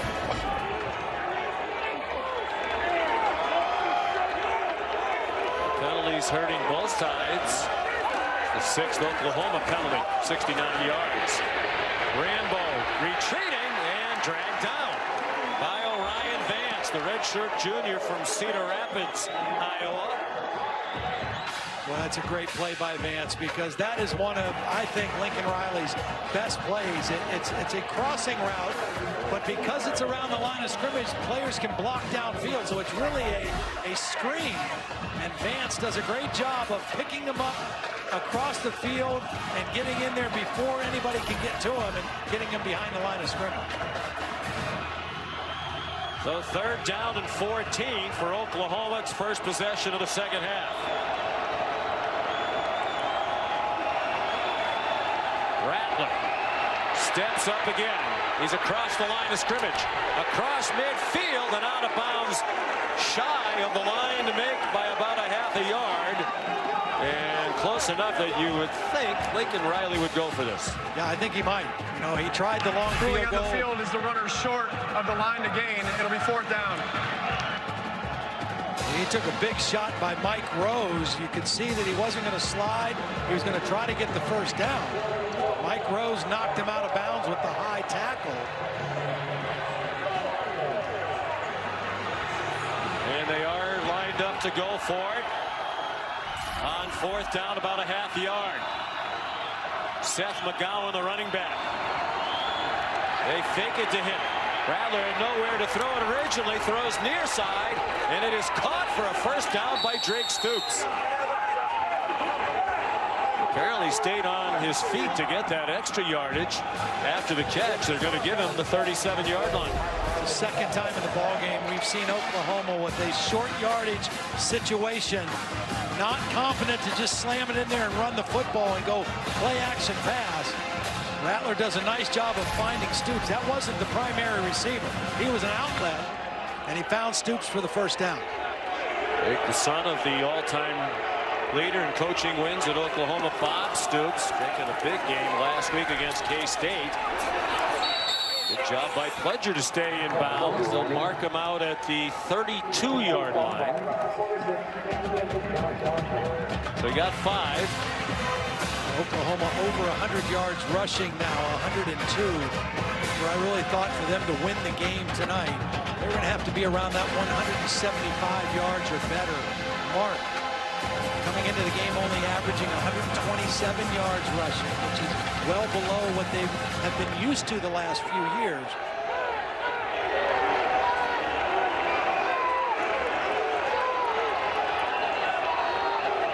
Second and 5. Cyclones crowd the line of scrimmage. Rattler over the middle.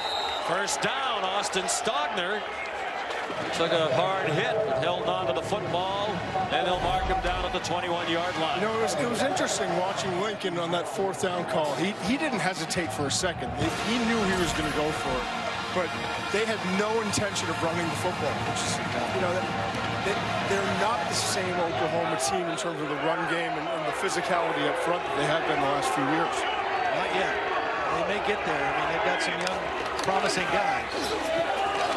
Go back to the ground here. A couple of nice cuts by T.J. Pledger. Their 5th leading rusher from a year ago. We mentioned Jalen Hurts was the leading rusher, the quarterback. He's with the Philadelphia Eagles. Kennedy Brooks opted out.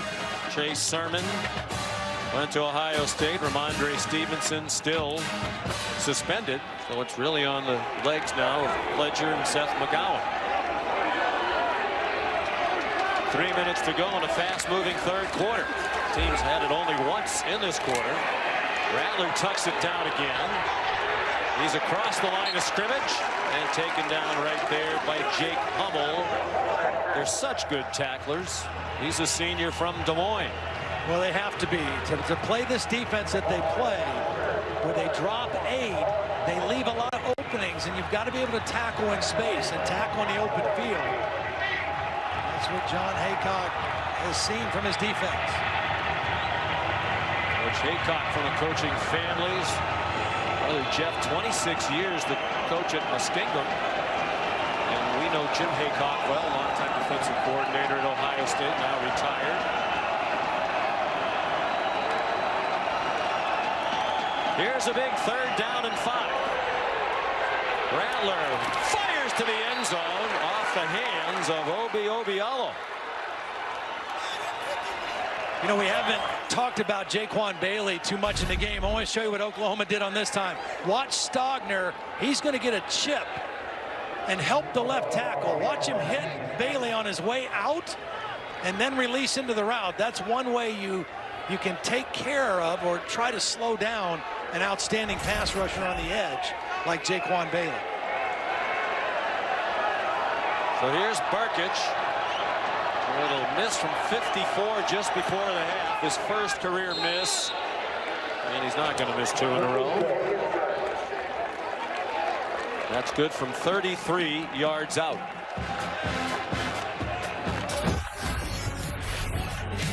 Well, it was close. Beautiful tight spiral thrown by a Rattler. Obialo couldn't catch it in the end zone. They settled for 3. All-American defensive end. Respect for each other. They're friends. Going head-to-head here tonight. They won 2 national titles together. Each one another without the other. Fully overlapped during their time in Alliance, Ohio.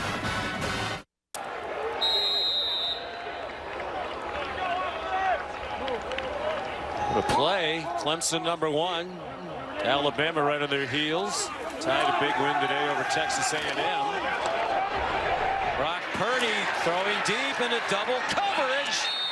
And And it's knocked down. He was trying to get it to Landon Akers. It was batted out of the air by Brendan Radley Hiles. He got hit right as he threw, and that ball kind of sailed on him. And he has Landon Akers to thank, because Landon Akers just went up and played defense and knocked that ball away. This should have been an interception, and Akers just kept fighting for the football. See, he wasn't able to step into that throw, so it kind of fluttered on him a little bit and hung in the air. And again, very lucky that he didn't get picked off. Not been a turnover in this game. Purdy on the run too high. Threw it over the head of Xavier Hutchinson. Each team has had it once prior to this possession for Iowa State. Iowa State had 11 plays, but had 41 yards of gains negated by penalties. Settled for a field goal. And Oklahoma's only possession of this quarter was 11 plays and a field goal. Still a 4-point game right where we were at the half. This is where Brock Purdy has to be very smart with the football. 3rd and long, tight, low-scoring game. Team's punted only once. Purdy lost the football. I believe he got it back after Nick Benito stripped it. He did. It's a rare 3 and out, as they'll punt for just the 2nd time tonight. Again, this is a kid who thinks he can make plays all the time. He's comfortable in chaos, but he was careless with the football there. He almost got picked on an earlier play, and he almost lost a fumble there. And I really think a turnover is going to be the big difference in a game like this right now. And that's exactly what he said to us, too. When we talked to him, he said, the young me wants to make the big play on 3rd and long, but the older me, I'm trying to learn to check down and make smart decisions. Long chat here about the flag. Good stop by the Oklahoma defense. Now Iowa State on 3rd down, 4 of 9. Crowd getting a little restless. Holding, number 6, defense. Wow.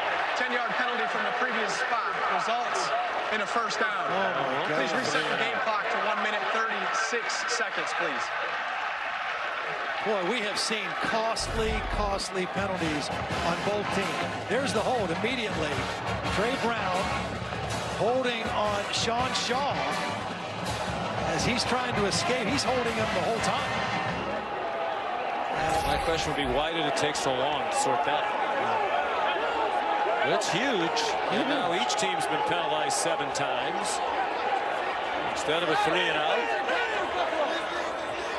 The possession continues. Cyclones from their own 35-yard line, ticking down to a minute and a half to go in the 3rd quarter. Well, they reestablish Breece Hall. They faked it to him. Here's a big hitter, and it's going to be the first lead of the night for Iowa State. Xavier Hutchinson, who turned down Oklahoma and came to Iowa State, gives the Cyclones the lead on a 65-yard play. Watch the fake by Purdy. That fake is going to hold all these guys, and he's got single coverage out here on the corner. Jaden Davis, the fake holds everybody. There's nobody in the middle of the field. Hutchinson beats Jaden Davis, and the rest is history. But the fake by Brock Purdy brought up all those defenders and opened the middle of the field beautifully.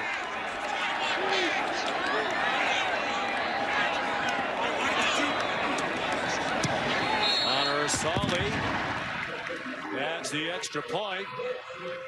There's Tom Manning. He's the play caller, offensive coordinator.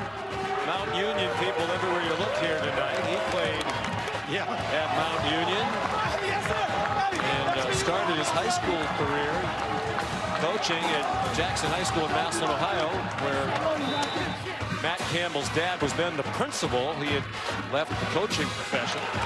And I thought Tom Manning was interesting the other day. He said, I basically owe my whole career to the Campbells, and I've never really had to interview for a job. That's right. He said, Matt Campbell's great, but Mr. Campbell is the man. Rick Campbell, a longtime coach at Massillon Jackson. Of course, you didn't know, but Jackson was our arch rivals at North Canton Hoover. And the Hoover Vikings beat the Jackson Polar Bears last night, 14-13. Thank you very much. Xavier Hutchinson. Oklahoma came at him hard, but he had already committed Iowa State, and he honored that commitment. Trying to be a part of the first home win for ISU over Oklahoma since 1960. They've lost 24 in a row here to the Sooners. Eddie Ogamba, the kickoff. Outstanding. The quarterback for K-State was their first road win ever against the top 3 ranked team. And they beat the Sooners for the second year in a row. They beat them last year in Manhattan. Well, and it was big plays that their defense gave up in that second half, just like the one we just saw. Single coverage, don't make the tackle, and the result is a long touchdown and the first lead for Iowa State. Look at for the first time tonight. Rattler gets rattled by a blitz off the corner from Eric Horn. He never saw it. He is reading the left side of the formation. Usually with a right-handed quarterback, you're going to see this blitz. But watch Spencer Rattler's eyes are looking left the whole way. He never feels the blitz, and he's lucky he holds on to the football. Loss of 8. First sack of the night for either team. Quarterbacks have done a great job dodging pressure all night and avoiding the sacks. Play clock down to 3. 2nd and 18. Rattler bought plenty of time for himself. Fires and too low. Coming open was Theo Howard, the transfer from UCLA. He's going to get bailed out because we're going to see another late hit on Iowa State after the ball was thrown.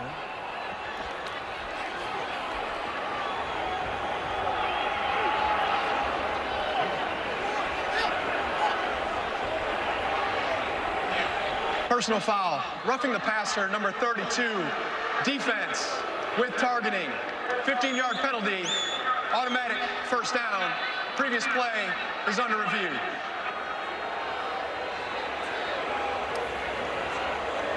Gary Vaughn, backup linebacker. Redshirt sophomore from Atlanta. And this is going to be an incomplete pass, and it's going to be 3rd and 18. But when you're trying to take the next step as a program, get a win that could really send you on your way, perhaps toward a conference title. They're good enough to win the Big 12, they believe, and I think a lot of us believe they are as well. Those are the things you absolutely can't do. Let's bring in Matt Austin from his home in Charlotte. Matt, what'd you think here? You like the targeting? Well, I really like it as a roughing the passer. It is definitely late. Then the hit is high against the defenseless player. I'm not really sure that the contact is to the head or neck area. It looks like he gets him in the shoulder pad from the view that I'm looking at. And they have to. It looked like he hit him with his chest too, Matt. I mean, it obviously didn't lower the head in any way. Didn't launch on him, but. I agree. Replay has to confirm all elements of the targeting, so I would not be surprised if this one is overturned. Well, we will have the roughing the passer, as it was a late hit. Boy, the costly nature of the penalties for both teams and the ball game so far. You think about the penalty on Oklahoma on the holding call on Trey Brown, and the next play, boom, they hit him for a touchdown. There's a letdown. The next play is a touchdown. This could have been an incomplete pass forcing 3rd and 18, and now you're going to give them a first down. That last angle we just saw makes it look more like targeting to me than the previous angles. But it's a close call.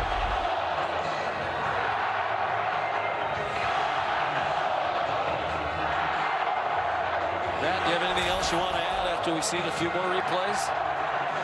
I still feel that it should be overturned. I think he does what we ask him to do. He gets his head to the side. He is a little bit high, but I don't think this rises to the level of targeting. In any case, what he should have done is run by the quarterback. There's no reason to hit him.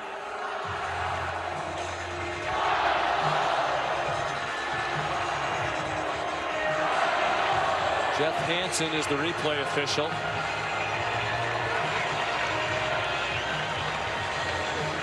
And he has taken a very long look at this. And the referee, Michael Vandervelde, is still over his screen looking at it.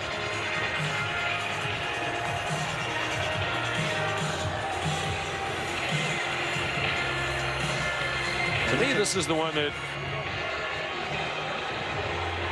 makes the case for targeting.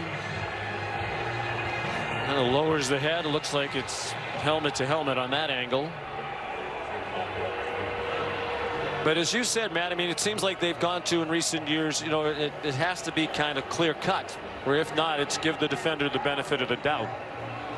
Would that be a fair assessment of what the rule philosophy is now? Yes. Here we go. After reviewing two aspects on the play, it was an incomplete pass. The targeting is confirmed. Number 32 has been disqualified. 15-yard penalty. First down, Oklahoma.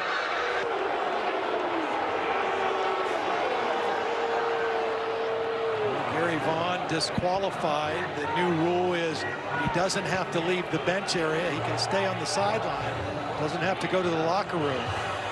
Yeah, it was the walk of shame before, and I think that's a good rule change. Yeah. That's a terrible penalty, totally needless. They would have had Oklahoma in a big pile of trouble. Going down in a pile of Seth McGowan. Manny Uzurike makes the tackle. Well, Uzurike's had a nice game. Fifth-year senior out of Detroit. Might well be the last play of the third quarter. It will be, as the Sooners are going to take it to the other end of the field. They're on the ropes. They haven't lost back-to-back regular season games since 1999.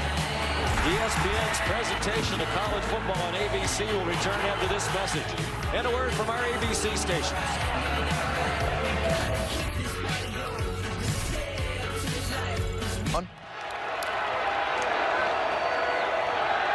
All right. Thank you, Kevin. Here it's a three-point Iowa State lead. Spencer Rattler throws over the middle, and it's caught. Got through to Theo Howard. And it's a first down for Oklahoma out to the 45-yard line on the opening play of the fourth quarter. First catch of the night for Howard. Good for a 14-yard gain. Graduate transfer from UCLA. Played in only one game last year due to a wrist injury. That game was against Oklahoma. TJ Pledger, the running back. Flea flicker. Rattler. Long throw downfield. The sideline for Oklahoma wants a flag. They felt Marvin Mims was interfered with by Arnold Ozuna. There is no flag. I don't think there was interference. I thought Ozuna played it perfectly. He looked back for the football. He just worked the receiver towards the sideline with his body. And that was just good discipline by the Iowa State defense. They weren't fooled by the razzle-dazzle. See him look back for the football. A little bit of fighting between the two of them, but not enough to draw a flag. 2nd and 10. Light rain has begun to fall here in Ames, and it's chilly. We're down into the high 40s now. 49 degrees with a light wind. Shovel pass. Seth McGowan lowers his head, goes down in ISU territory, about 2 yards short of the first down, and here comes a big third down for OU. Oklahoma trying to go with a little tempo here. Iowa State trying to substitute. Rattler. Long throw. Has a man behind the defense. The ball underthrown, and that helps draw the flag. Because as Rambo came back for it, he collided with Greg Eisworth, and it'll be a pass interference penalty. Yeah, this is a good call, the right call, and really it's an okay penalty. Pass interference, number 12. Defense, 15-yard penalty from the previous spot. Still first down.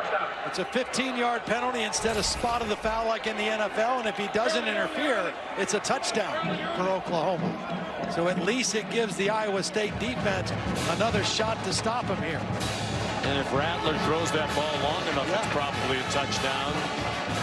That's surprising that he underthrew him. Yeah, the wind has changed, though. Yeah, it's picked up with this precipitation that's come in. The flag's now blowing straight out. Almost as if we're having a little squall here. Seth McGowan trying to find running room, and enough of that, says Mike Rose. You can only dance so long. You can dance maybe one step, and then you got to hit a hole in a crease and go. And that was more than a couple steps of dancing by Seth McGowan. And the point Todd made about the win from the field is important now, because a field goal would tie it, but Burkich, if it was from this distance, it would be right around 50 plus into a win that is picked up in the last few minutes. 2nd and 12. The fake to McGowan. Rattler incomplete. Trying to jam it into Austin Stockner. Isheem Young, the safety from Philadelphia, Pennsylvania, broke it up.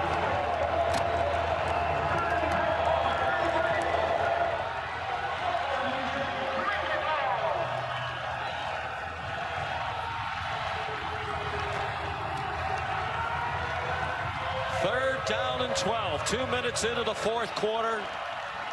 Iowa State leading by 3.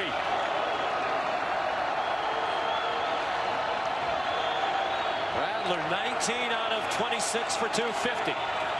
They rush 5. They're in hot pursuit. Running out of time as he throws down the field and through the hands of Theo Weiss. That looked catchable, but he didn't catch it. What a beautiful throw under major duress. I mean, Iowa State brought a blitz. They forced him out of the pocket, and on the run, you can't give your receiver a better opportunity than that. Went right through both hands of Theo Weiss. Wow. That's a big miss. First time he's been targeted tonight. Could have made a huge play. Now they are going to try the long game-tying field goal from Burkich, who had his first career miss of any kind, extra point or field goal, with a 54-yard try late in the first half. They have running men onto the field late, and they have to use the timeout. Yeah, they didn't have an end blocker. And Austin Stockner was late getting on the field, and they had to waste a timeout. We'll come back to Ames, Iowa for the big field goal attempt to tie it for Burkich after this. Well, out of the timeout, here's Gabe Burkich, 2 for 3 tonight. Made from 18 and 33, missed from 54.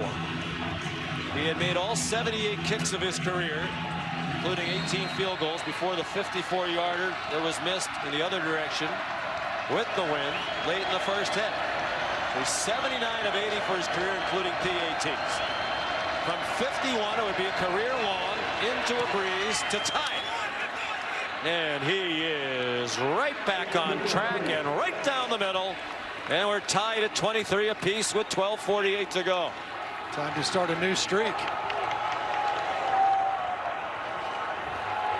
Well, Brock Purdy coming on the field again here after the kickoff, and as we've talked about him, he's a little bit of a riverboat gambler, and he's going to throw the ball up into traffic. Oklahoma, we've documented their troubles of not taking the ball away the last 2 seasons. They've had their chances. He's thrown it in the direction and into coverage, and Oklahoma has not been able to come away with the football. And that doesn't stop Brock Purdy. I mean, he doesn't get discouraged. He doesn't lose confidence. He hangs in there, and a little while ago, he threw this dart with a go-ahead touchdown. Oklahoma had their chances, were not able to capitalize with a turnover, and Brock Purdy got his team in the lead, and now it's tied at 23 apiece. And that was his 45th career touchdown pass. He's tied with Sam Richardson for second all-time in Cyclone history, career touchdown passes. Needs 5 more to tie the all-time leader, Brett Meyer, with 50. Almost certainly do that. He stays healthy, beginning of his junior year here at Iowa State. A big kick by Burkett ties it, and now he kicks off low. And it'll be a touchback. Here's Molly McGrath on the field. Well, Sean, at the start of this quarter, Alex Grinch called his entire defense together. He was very spirited, yelling in players' faces, saying there is no scenario where we don't win in the fourth quarter. We cannot let that happen again. Pat Fields was also yelling at teammates, telling them this is the time to prove our heart, trying to incite some fight into this defense. Well, they had the 3-touchdown lead last week against Kansas State. That Oklahoma defense gave up 7 points on K-State's first 7 possessions of the game. Then they gave up 31 points on K-State's last 6. They've been pretty sound tonight. They've given up a few big plays. They've had a couple bad penalties, but they played pretty solid. Brock Purdy on first down. Gave it to Breece Hall, stacked up after a 1-yard gain. Been really good on the run. Only 73 yards rushing for Iowa State in the ball game. Again, last year, Breece Hall had 110 yards. Iowa State had 195 yards rushing. So a much better effort against the run by Alex Grinch's defense tonight. You still get the feel that a turnover is going to swing the game. You know, there's not been one. It's a tight ball game. Penalties have hurt each team. Who can take the ball away from the other team? Hall stays on his feet, but didn't quite stay on the feet long enough to get the first down, but he got about 5 or 6 more than it looked like he might. Tripped up by Delarian Turner-Yell, the safety. There's no lack of confidence with these quarterbacks. I mean, it's been fun to watch. Rattler, he doesn't care. He makes a mistake, he's going to come back and sling it. Purdy's the same exact way. And you can just see that they're in control. It's going to be interesting to see how it finishes. Quarterbacks who hail from Arizona. Rattler was a top recruit. Purdy under the radar. He dumps it down to Breece Hall, and that's the first down. When we spoke with Brock Purdy the other day, he said he really didn't start getting recruited until after his senior season.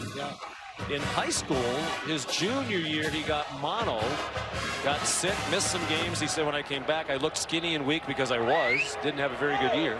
But then he set the state record in 6A for passing yards as a senior. Here came Boise State, Alabama, Texas A&M.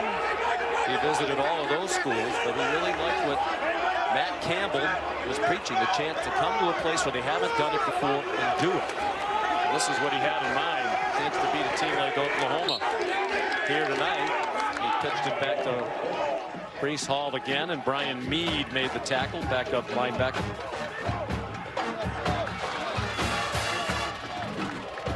Matt Campbell said, I did get a little nervous when I found out Purdy was going to visit Alabama. It's tough to say no. But they do have a chance to do something they haven't done, including tonight. Be their first win over Oklahoma here since 1960. If they could pull it off. 24 straight home losses to OU. Purdy! The ball is out! Knocked out of his hands! And there's that turnover you were talking about. Isaiah Thomas knocked it out.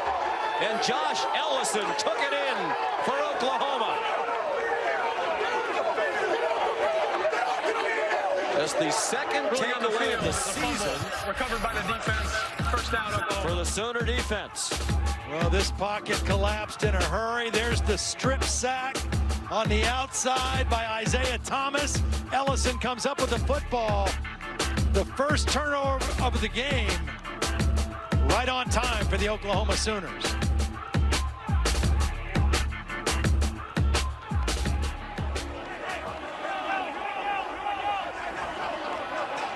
Well, they have won the turnover battle in only one of their last 13 games.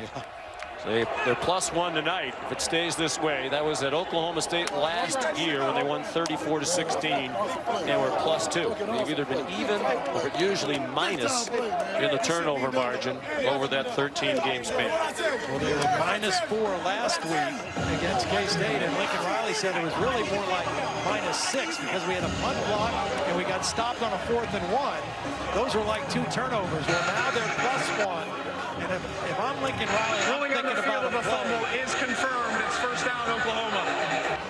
I'm thinking about a play right now where we take a shot to the end zone? Let's see if we can capitalize on the momentum of the turnover and go for the jugular right here. Win sudden change, right? Boy, Alex Grinch must be the most relieved man. He has been harping about turnovers ever since he got there a year and a half ago from Ohio State.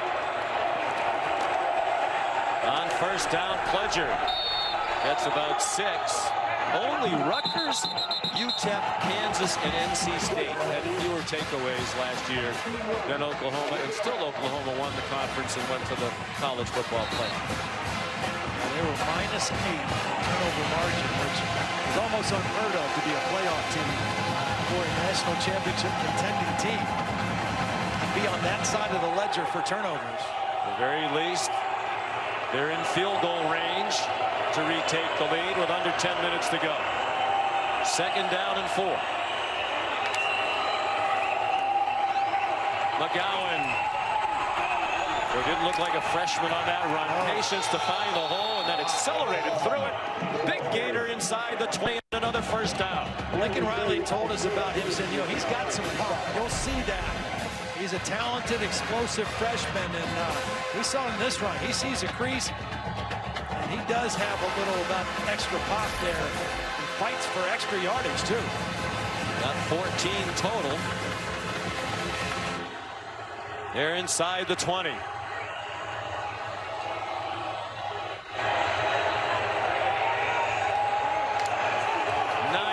To go. Play fake by Rattler. Throws inside the 5. Stogner. It'll be first and goal from the 3. Beautiful work by Spencer Rattler. They go play action. They're going to pull the backside guard and tackle. But watch Rattler have to step up in the pocket and just buy himself a little time. Steps up.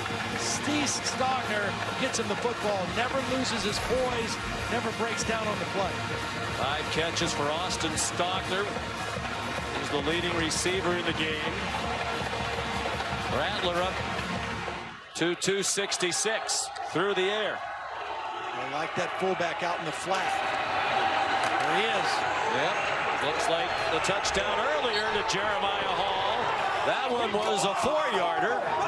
And this one gives Oklahoma the lead on a 3-yard Rattler to Hall touchdown pass. This one was easier than the first one. Here's Jeremiah Hall. Watch him just slip out. Jaquan Bailey wasn't sure whether to rush, go with the receiver. Nobody ran with them. That was Mike Rose getting there late, and that's obviously a breakdown on the Iowa State defense on that goal line play. And if you know they like that play, you would think, yeah, Iowa State had a pretty good idea, especially since they already ran that play for a touchdown in the first half or something similar to it. Well, you said it. The turnover, the first one of the game, might be the most important play, and right now it is. Thomas, the strip, and they converted it in to 7. 30-23 Oklahoma, 8:17 to go in Ames.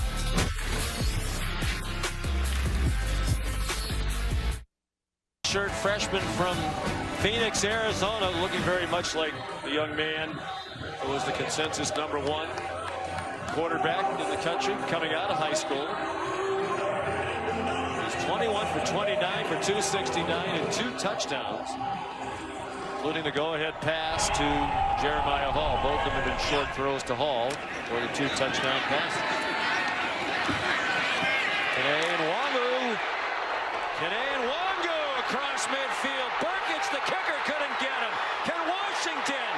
He shoves him out of bounds. But what a return by Kene Nwangu.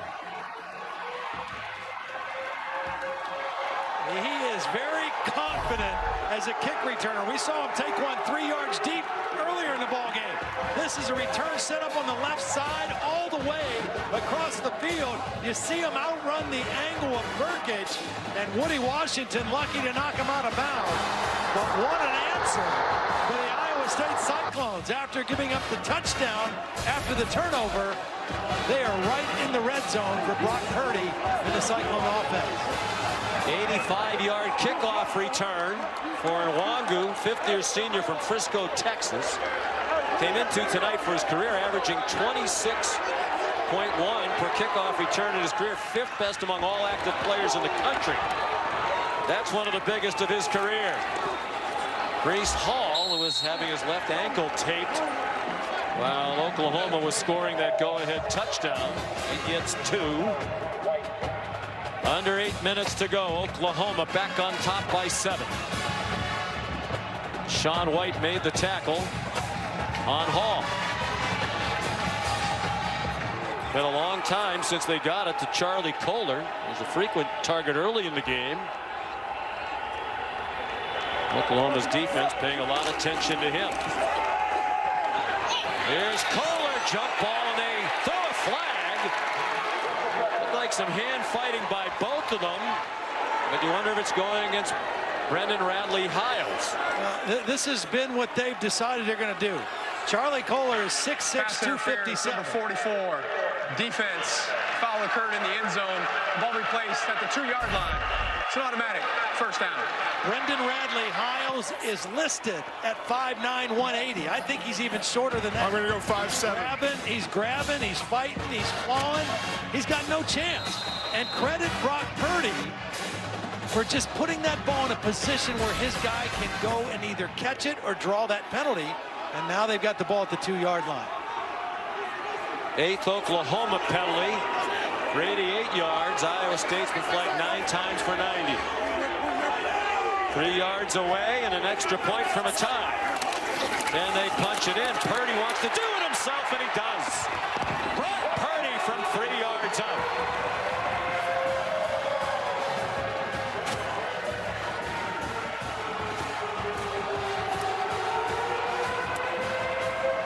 And the Purdy family celebrates.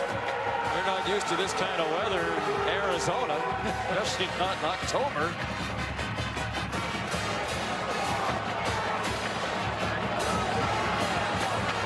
Now a huge extra point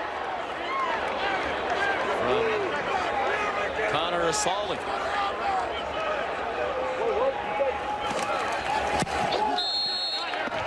And it is good. All set up by the big kickoff return. Kene and Wonger. Great speed. His 10th career kickoff return of more than 40 yards. And then from just inside the 3, officially a 2-yard touchdown for Brock Purdy.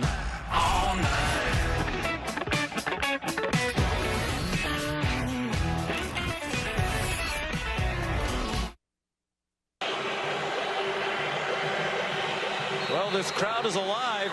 15,000, but they're making more noise than you would expect from 15,000. They are loving the opportunity to be here tonight, and they're loving what their Cyclones just did. Tied it up at 30. And the kickoff by Eddie Ogamba is a touchback. Here's Kevin Nagandi. Yeah, we're not surprised by that, I don't think, Kevin. We saw Tulsa. They should have won that opening game at Oklahoma State. Tied at 30 apiece midway through the 4th quarter. TJ Pledger on 1st and 10. Weaves ahead for about 3. A lot of time left for Spencer Rattler. There's no sense of urgency. It's a tie ball game.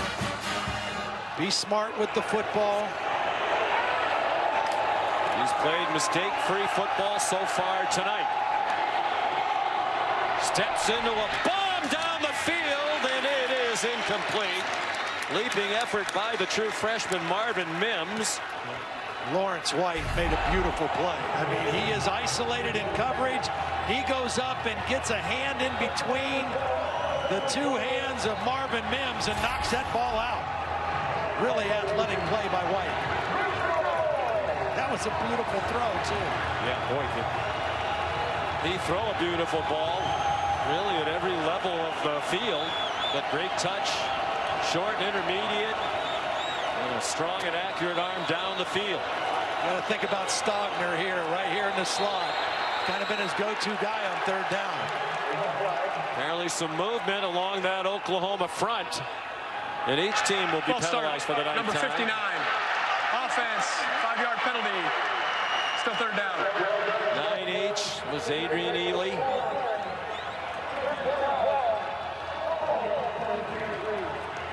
And again, you say, well, that's not a big penalty, 5 yards, but it is big because now it's 3rd and 12. You're really behind the chains. John Haycock rushed forward, and they get to Rattler. Back inside the 20.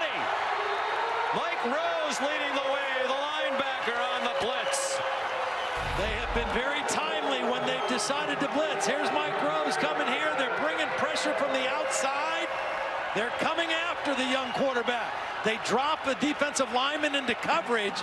They go after him with linebackers, and they get him on the ground for a sack. Will McDonald really first there. He does a terrific job as a rush end. They consider him a 3rd down specialist, and he certainly was there. So here's just the second punt of the night for Oklahoma's Reeves Munshaw.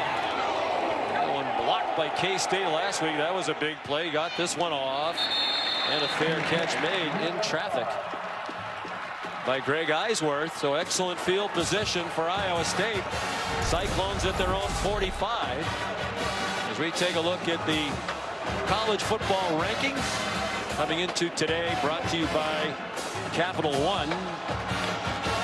Alabama, we saw them last week. They were impressive today. We'll see them again next week. Their defense is much different right now than they were a year ago, thanks to the return of Dylan Moses more than anything. Florida off to a very strong start. Yes. Kyle Trask has emerged as a Heisman Trophy contender. 6:02 to go.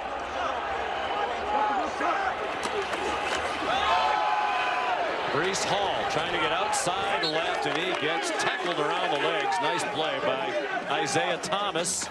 It had the big strip of Brock Purdy that set up the go-ahead score not long ago for Oklahoma.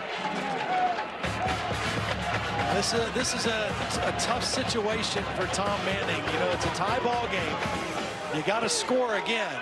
You can't get complacent here. You can't get conservative. You got to believe that Oklahoma has got a few tricks left up their sleeve to find a way to position your team to score one more time here. Purdy, beautiful throw on the quick slant to Charlie Kohler. The Oklahoma fan growing up, grew up right in Norman. His parents both worked at the University of Oklahoma. That was a beautiful throw. Timing, little RPO type action. You fake, you hold the linebackers, and you throw right behind them to the big tight end. Kohler not only a terrific tight end, but 3.98 GPA. Easy major though, right? On first down, it's Breece Hall. He doesn't go down. He might go all the way. They finally wrestle him down inside the 10-yard line. What a run by Breece Hall. It finally took Trey Brown to get him on the ground after Nick Bonito couldn't do it. Give Hall a lot of credit. He had to talk his way back into the game with the left ankle injury that he had. The trainers looked at him and he said, you know what, I'm going in. Doesn't matter. And to have that big play right there is huge. Yeah, and just, you know, poor tackling by Oklahoma. We saw this last week in a couple instances in the meltdown against Kansas State, and it couldn't have happened at a worse time right now. 36-yard run, fourth play of 30 plus. He stays on his feet again and scores. Touchdown Iowa State. The Cyclones go back on top with 4:06 to go.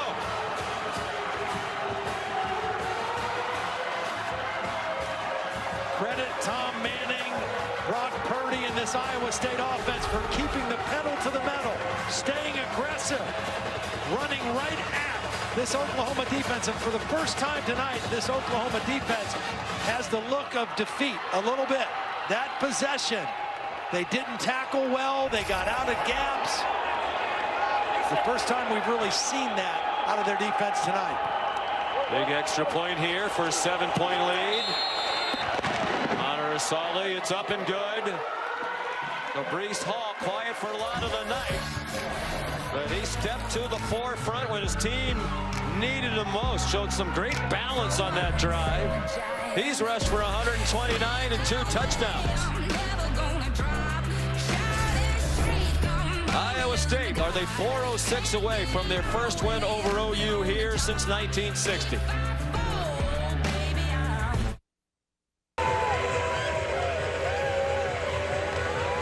On a chilly night in Ames, Iowa, the Iowa State Cyclones have taken a 7-point lead over Oklahoma on a touchdown run by Breece Hall.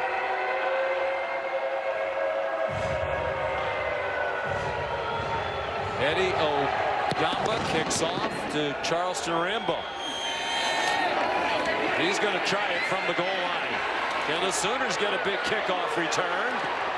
Yes, they can. Very nicely done across the 35-yard line, where Arnold Azuna made the tackle. Here's another Pacific Life game summary.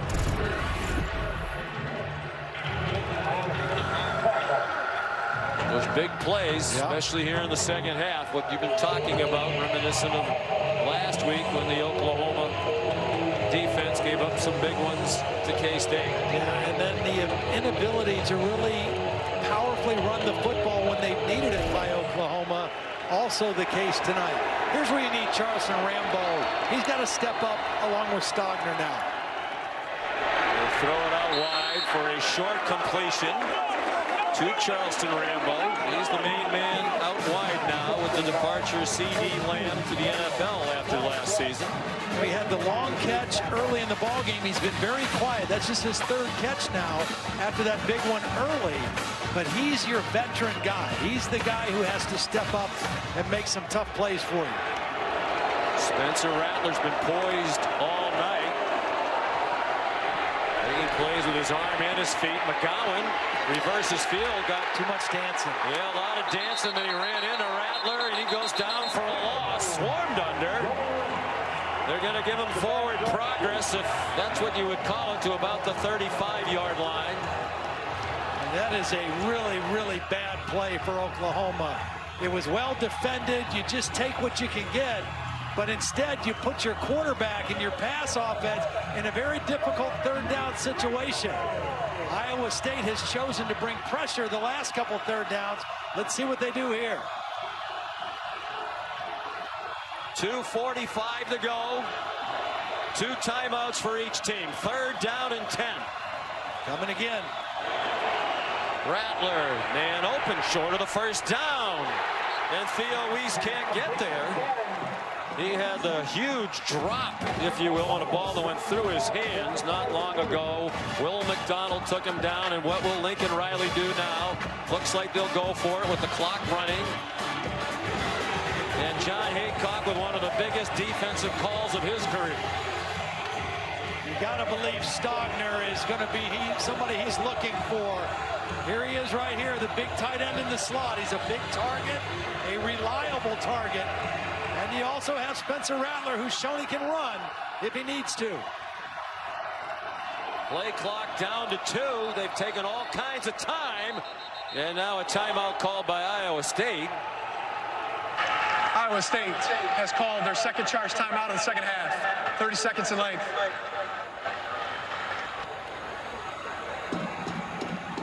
Well,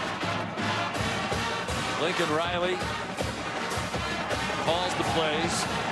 And when we spoke with John Haycock yesterday about Riley's reputation being a great play caller, Haycock said that's well earned. This is a huge call for both of the decision makers right here. Yeah, and you know, last week against K-State, he made a decision to punt late and trust his defense to get another stop. They did get the ball back, but not until there was 49 seconds left in the game. I don't think he wants to repeat that. I think he feels like he needs to go for it here, try to convert, and try to let his offense stay on the field right now.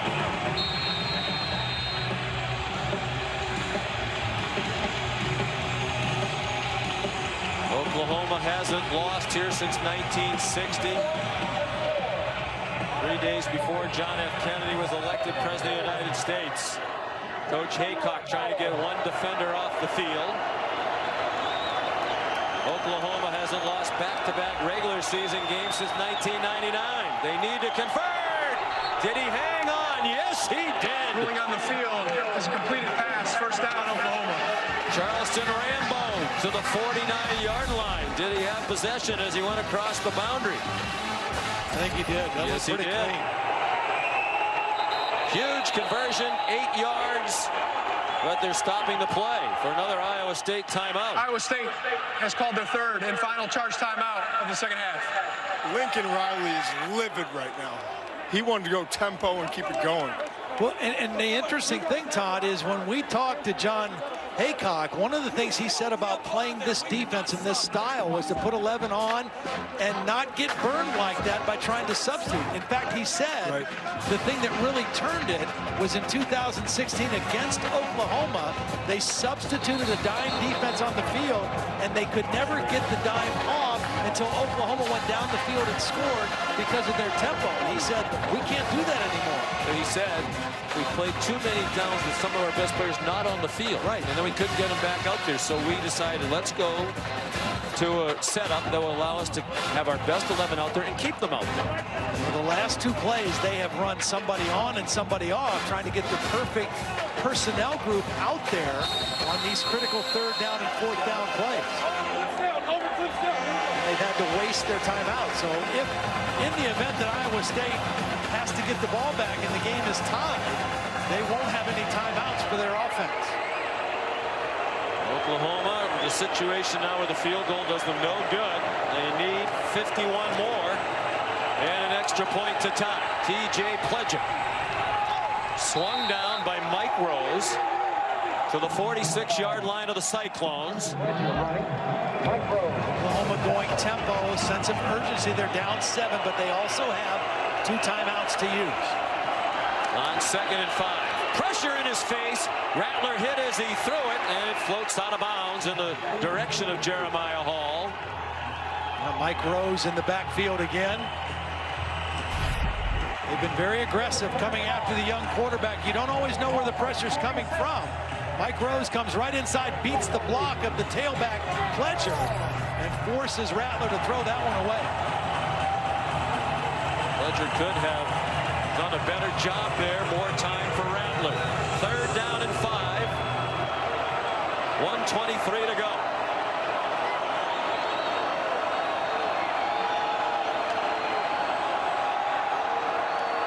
Rattler throws over the middle, man wide open. It's Hall with another big catch. 2 touchdown receptions for him tonight, and that one just as big. They're down to the 34-yard line. Really nice concept that time between Hall and Stogner and Pledger. 3 receivers to that side. Rattler's thrown for 301. Looking deep, looking into double coverage, and he made a critical mistake. It's intercepted by Aisheem Young.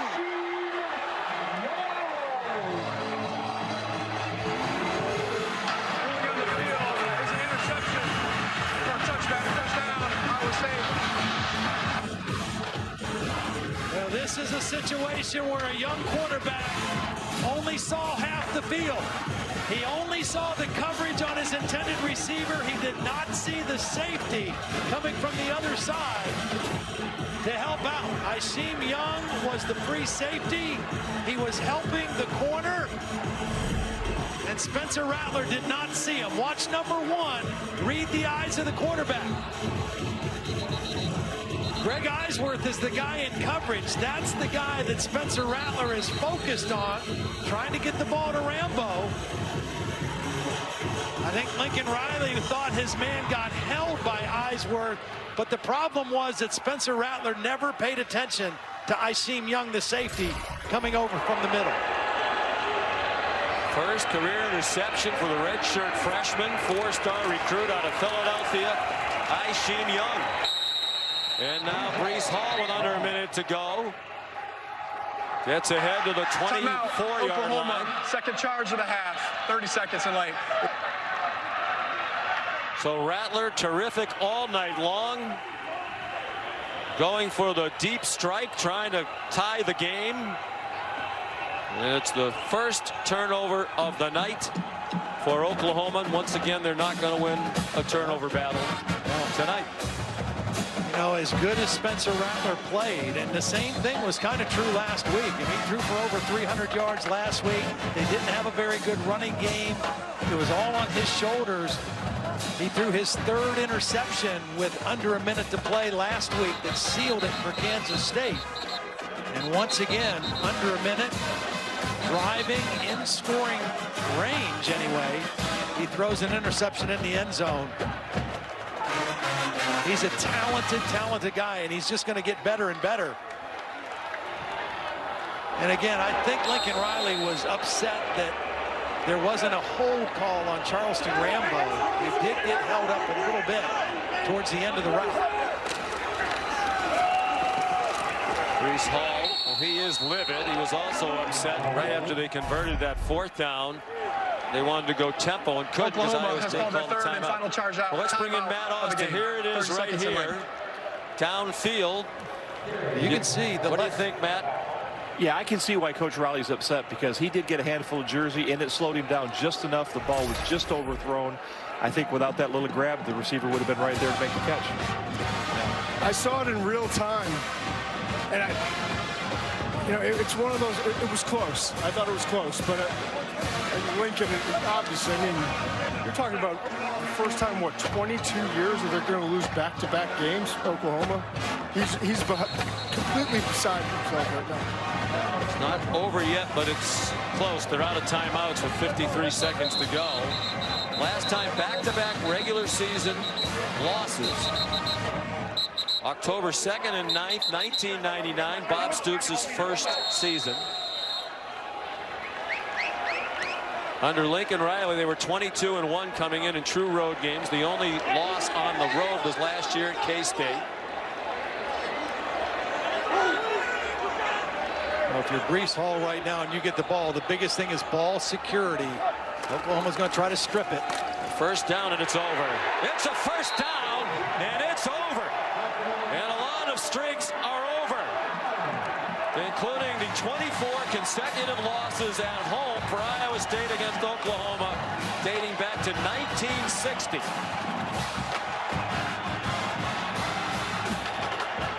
You can see the coaches on the sideline holding up the Y, the V, the victory formation. It's the greatest call you can make as an offensive coaching staff when you can get into this formation. It'll be the 24th win, only the 24th win ever for Iowa State against a ranked opponent, and 7 of them have come in the last 5 years under Matt Campbell. He has taken this program to places they haven't been very often.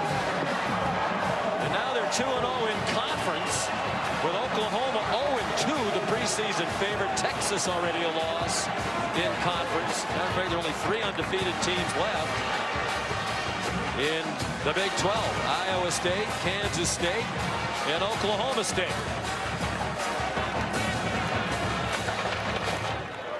Brock Purdy said he came here to do things that have never been done. Well, what they did tonight hadn't been done here since 1960. He went 12 for 24 for 254 and a touchdown. Breece Hall rushed for 139 on 28 carries and 2 scores, including the game winner. And it was the first turnover of the night by Oklahoma. You know, Rambo probably did get held a little bit. I don't think that changed with the safety would have made the play. This was last week. Inside of a minute, Oklahoma's last chance. Threw that one behind the intended receiver. It was deflected and intercepted. And those are tough lessons to learn for a young quarterback. I mean, he has an incredibly bright future at Oklahoma and beyond. But he'll grow from those mistakes last week and this week.